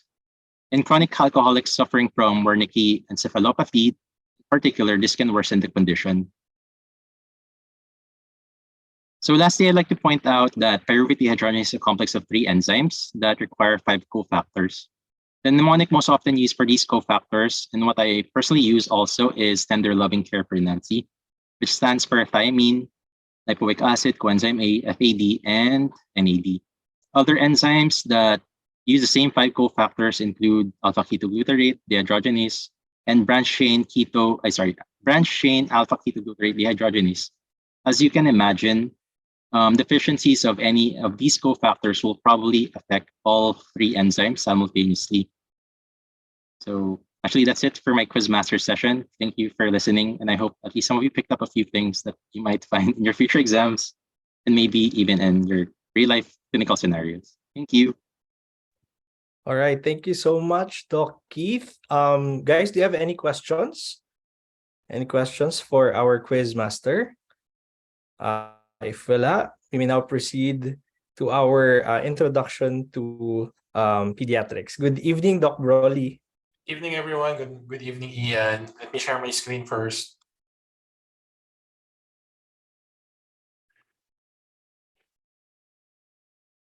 Okay, checkpoint lang muna tayo, guys, on what you have to do. Okay?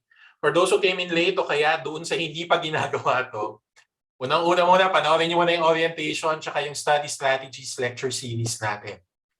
Sundin nyo yung mga nakasulat doon. Okay? Panoorin nyo yung ginawa nila, anong tawag dito?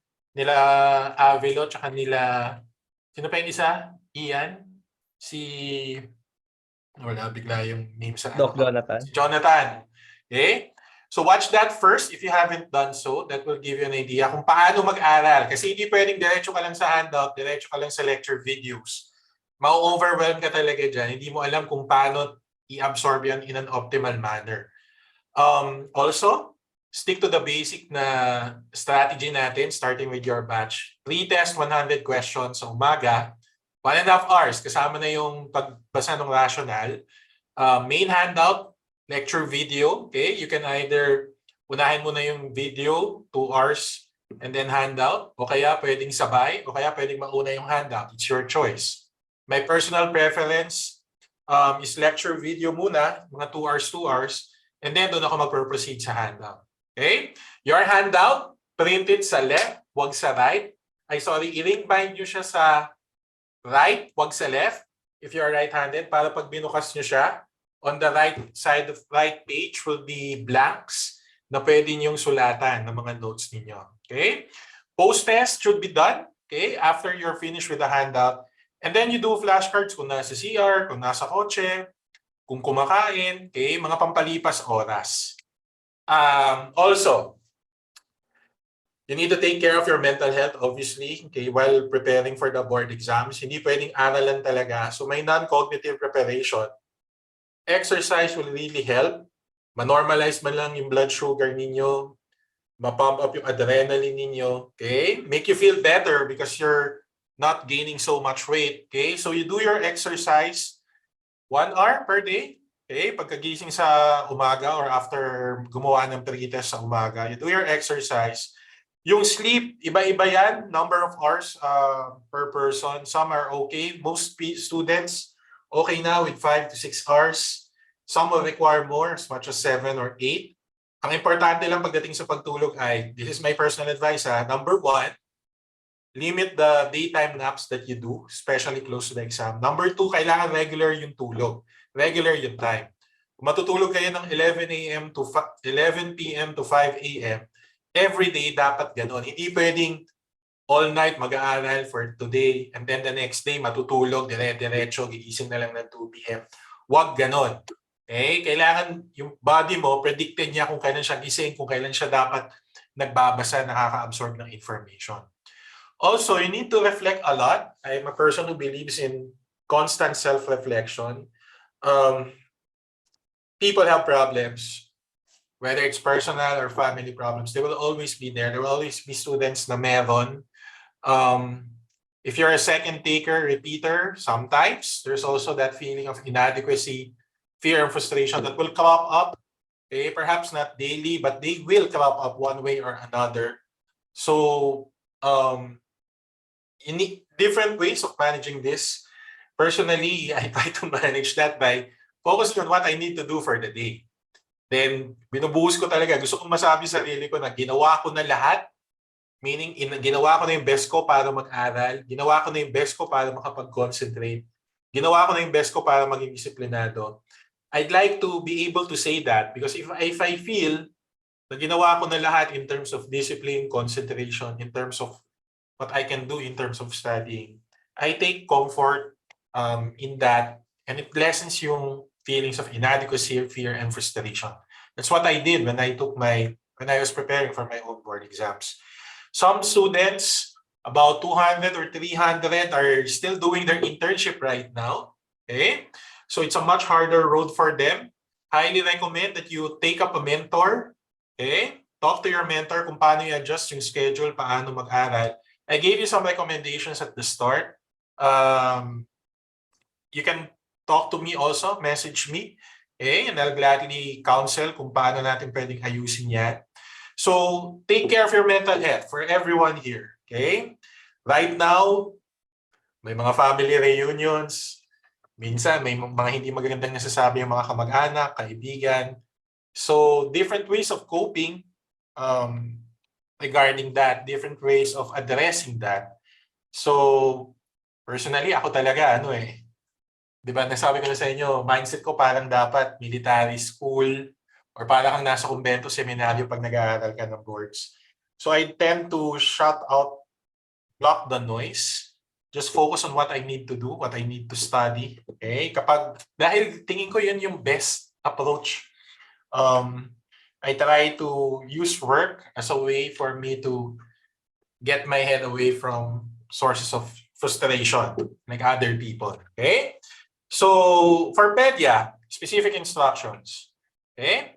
So, Pedia is one of the more reasonable subjects in the med boards. Hindi siya yung, di ba may 6 board examiners?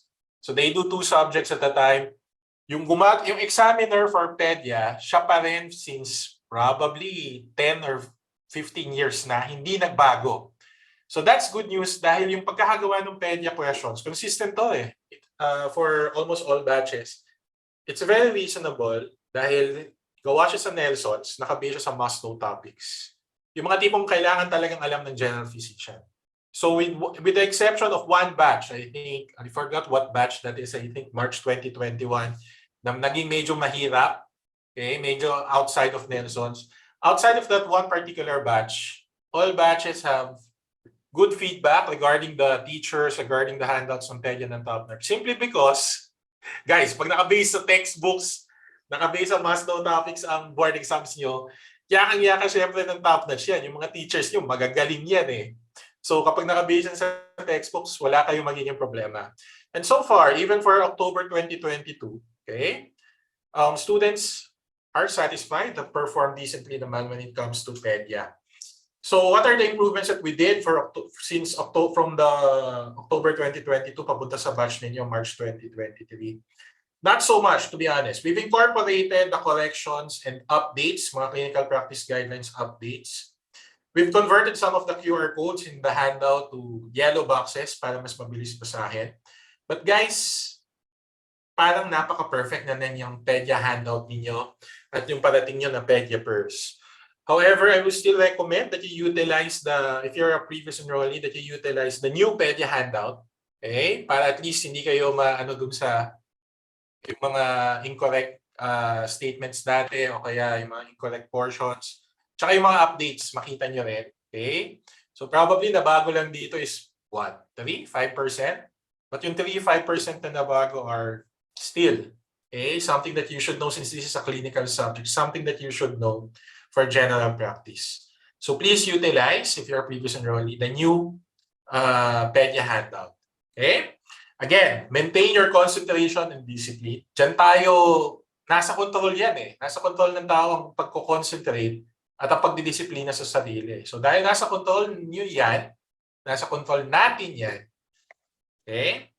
So you have to consciously try to improve your concentration and maintain your discipline at all times. So disiplina sa pag-aaral, concentration sa pag-aaral. Pre-test, lecture video handout, post-test. For this subject, I highly recommend pagsabayin nyo na yung handout at yung lecture video. Maganda at masarap panoorin yung mga lecturers ninyo. Maganda yung discussion nila. Swak na swak naman dun sa handout. Alam nyo clinically relevant at magagamit nyo rin after the med boards. So do that at the same time. Watch the video, do the handout for this particular subject. Okay? So any other questions? Again, kindly message me. I'm sorry if I haven't been able to reply since a little before Christmas. I really need my own personal mental health break. I will do all the questions by early tomorrow. Masasagot ko lahat. So from here on, dire-diretso na ulit. Tapos na yung mental health break ko. Pasensya na guys. So if you have any academic questions sa akin, kapag naman questions na technical, paano gamitin yung hindi ma-access yung portal, hindi ma-access yung QR code sa MG. Okay? So thank you so much. We have a special guest also for today that will give us feedback about the October 2022 MedBoard. So parang survivor story ng October 2022. So just like what I've told you, iniiba-iba na namin ngayon yung nagbibigay ng parang survivor testimonial. Hindi na automatically top 10 para magkaroon kayo ng different viewpoints from students all over the Philippines. So Dr. Ian, kindly introduce our special guest and top-notch alumnus. All right. So joining with us is Dr. Denver Gomez, fresh passer from October 2022 PLE. Good evening, Dr. Denver. Good evening po, Doc. Good evening. You may take... Teka lang, sorry. Na-miss Yes, ko yung slide. Introducing yung lecturers natin for this. Sandali lang, Doc, ha? Just give me 2 minutes to share lang kung sino sila para hindi nagugulat yung mga tao. Okay? So you're going to have 3 teachers for Pedia. The main handout and part of the main lecture will be done by Dr. Ruby Ann Punongbayan. Dr. Punongbayan is one of the top-notch founders, meaning she was there since 2007. Kasabay ko at ni Dr. Vibar. So Dr. Ruby Ann Punongbayan, ninang ni Bogie ng anak ko, head ng Pediatrics ER sa St. Luke's Medical Center, main author ng Pedia Platinum, program head ng San Beda Pediatrics Department, fellow of the Ambulatory Pediatrics Association, took her residency at hospital ng Maynila Medical Center and graduated from PNM. Your other teacher for Pedia, so combo sila, the one who did your main handout, main lecture, and the audio lecture, that's Dr. Adrian Salvador Ian De Vera, co-author ng Pedia Platinum, graduate of UP Med, took his residency at PCMC, graduated with an award for outstanding performance as a resident. Director, ng De Vera Medical Center, one of the hospitals in Isabela. And then finally, for the flashcards, practice test, video lecture, we have Dr.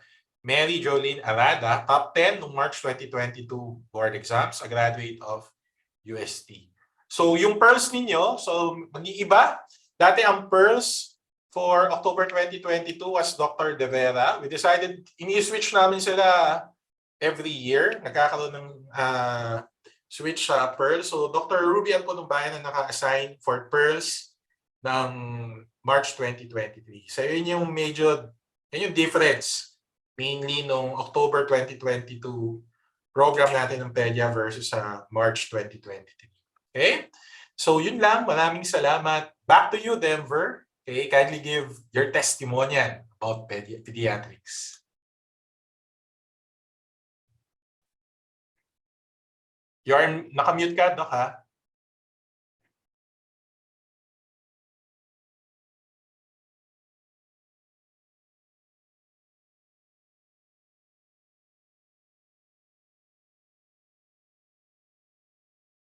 Narinig po ako. Yes, we Yes, can Doc. hear you. Thank you.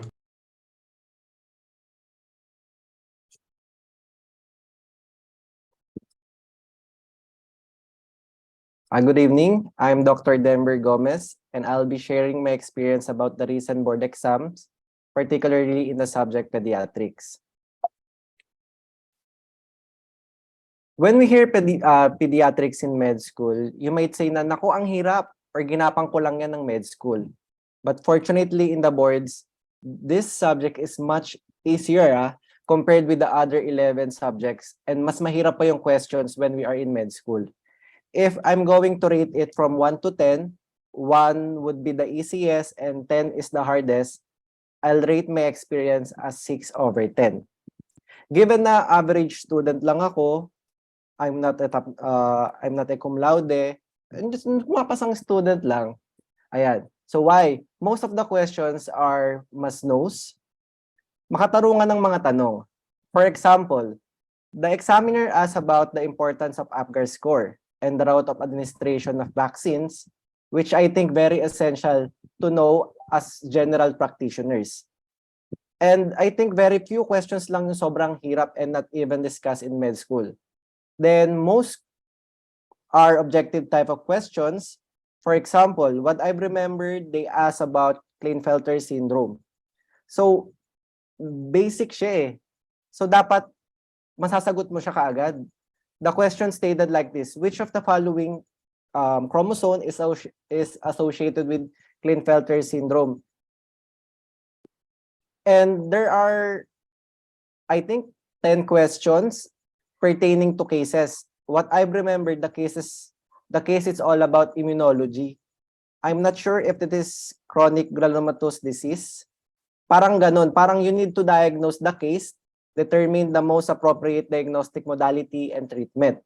So, cascading question siya. Parang ito yung sa last part ng exam, yung halos pagod ka na. So, kailangan mo siyang sagutan. So, dahil cascading question siya, pag mali mo yung diagnosis mo, probably mali mo na lahat. But, fortunately, everything is in top-notch pediatrics reviewer naman. So, may laban talaga kayo. Then, of course, mag-samplex. Like me, I forgot to read the samplex last March 2022, which is may lumabas, sabi nila. Pero, few questions lang naman. But still, if nabasa mo, nakakadagdag ka na nga naman ng confidence in answering the questions. Now, some of you may ask, Doc, paano mo ba inaral tong pedia? Paano ang approach mo? In med school, since an average student lang ako, what I've noticed, I need to read the handout 3 times for me to pass an exam. So my strategy during the boards is to follow that approach. First reading will be more on familiarizing and understanding, no memorization yet. So first reading and the video, pinagsasabay ko sila. Then second reading involves understanding with a little bit of memorization. And third reading will be pure memorization na and understanding. So I know yung mga reactions nyo. Hala, Doc, paano yan? Hindi ko kayang approach mo. Kulang na sa time. Don't worry, iba-iba naman yung approach natin, syempre. Study style should be individualized and use what works for you. May mga suggestion ng top-notch ng way of studying which is evidence-based such as coronel, use of flashcards. I-utilize nyo lang yun. Kasi proven na yun eh.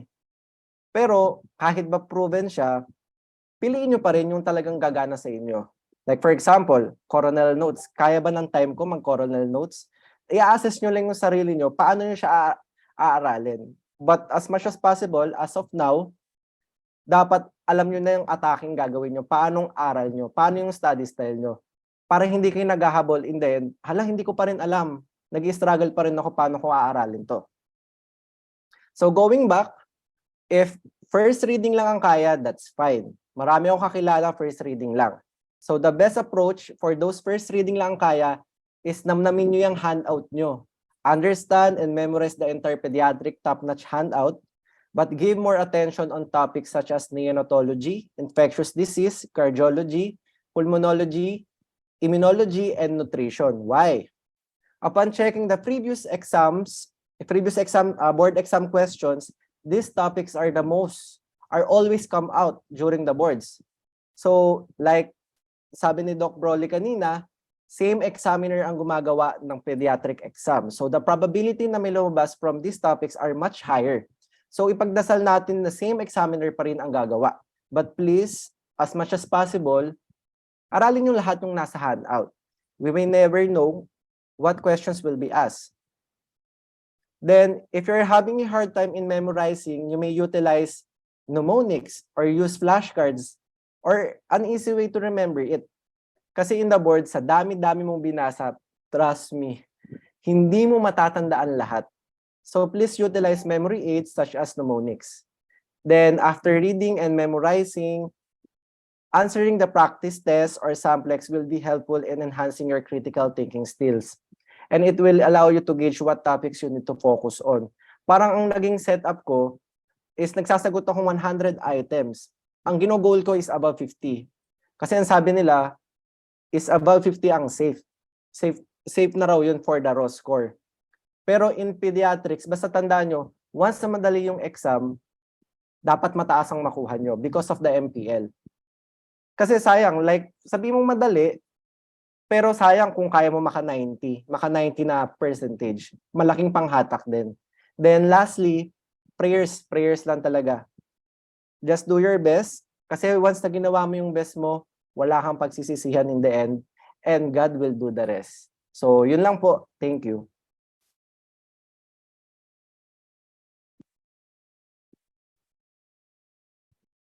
All right, thank you so much, Doc Denver. Guys, do you have any questions for Doc Denver? By the way, Doc Denver is from FEU and MRF, no? Yun yung med school niya. Any questions for Doc Denver before we end? Okay, I guess we don't have any more questions. Doc Broly, any final message for them before we end our session? Okay, sige. So let's wrap this up. Thank you so much, doctors, for joining us for tonight's session. Thank you so much to our lecturers, Doc Denver, Doc Frins, and Doc Keith. I hope you guys learned a lot tonight. Thank you so much, guys, and good night. Bye, guys. Until the next session.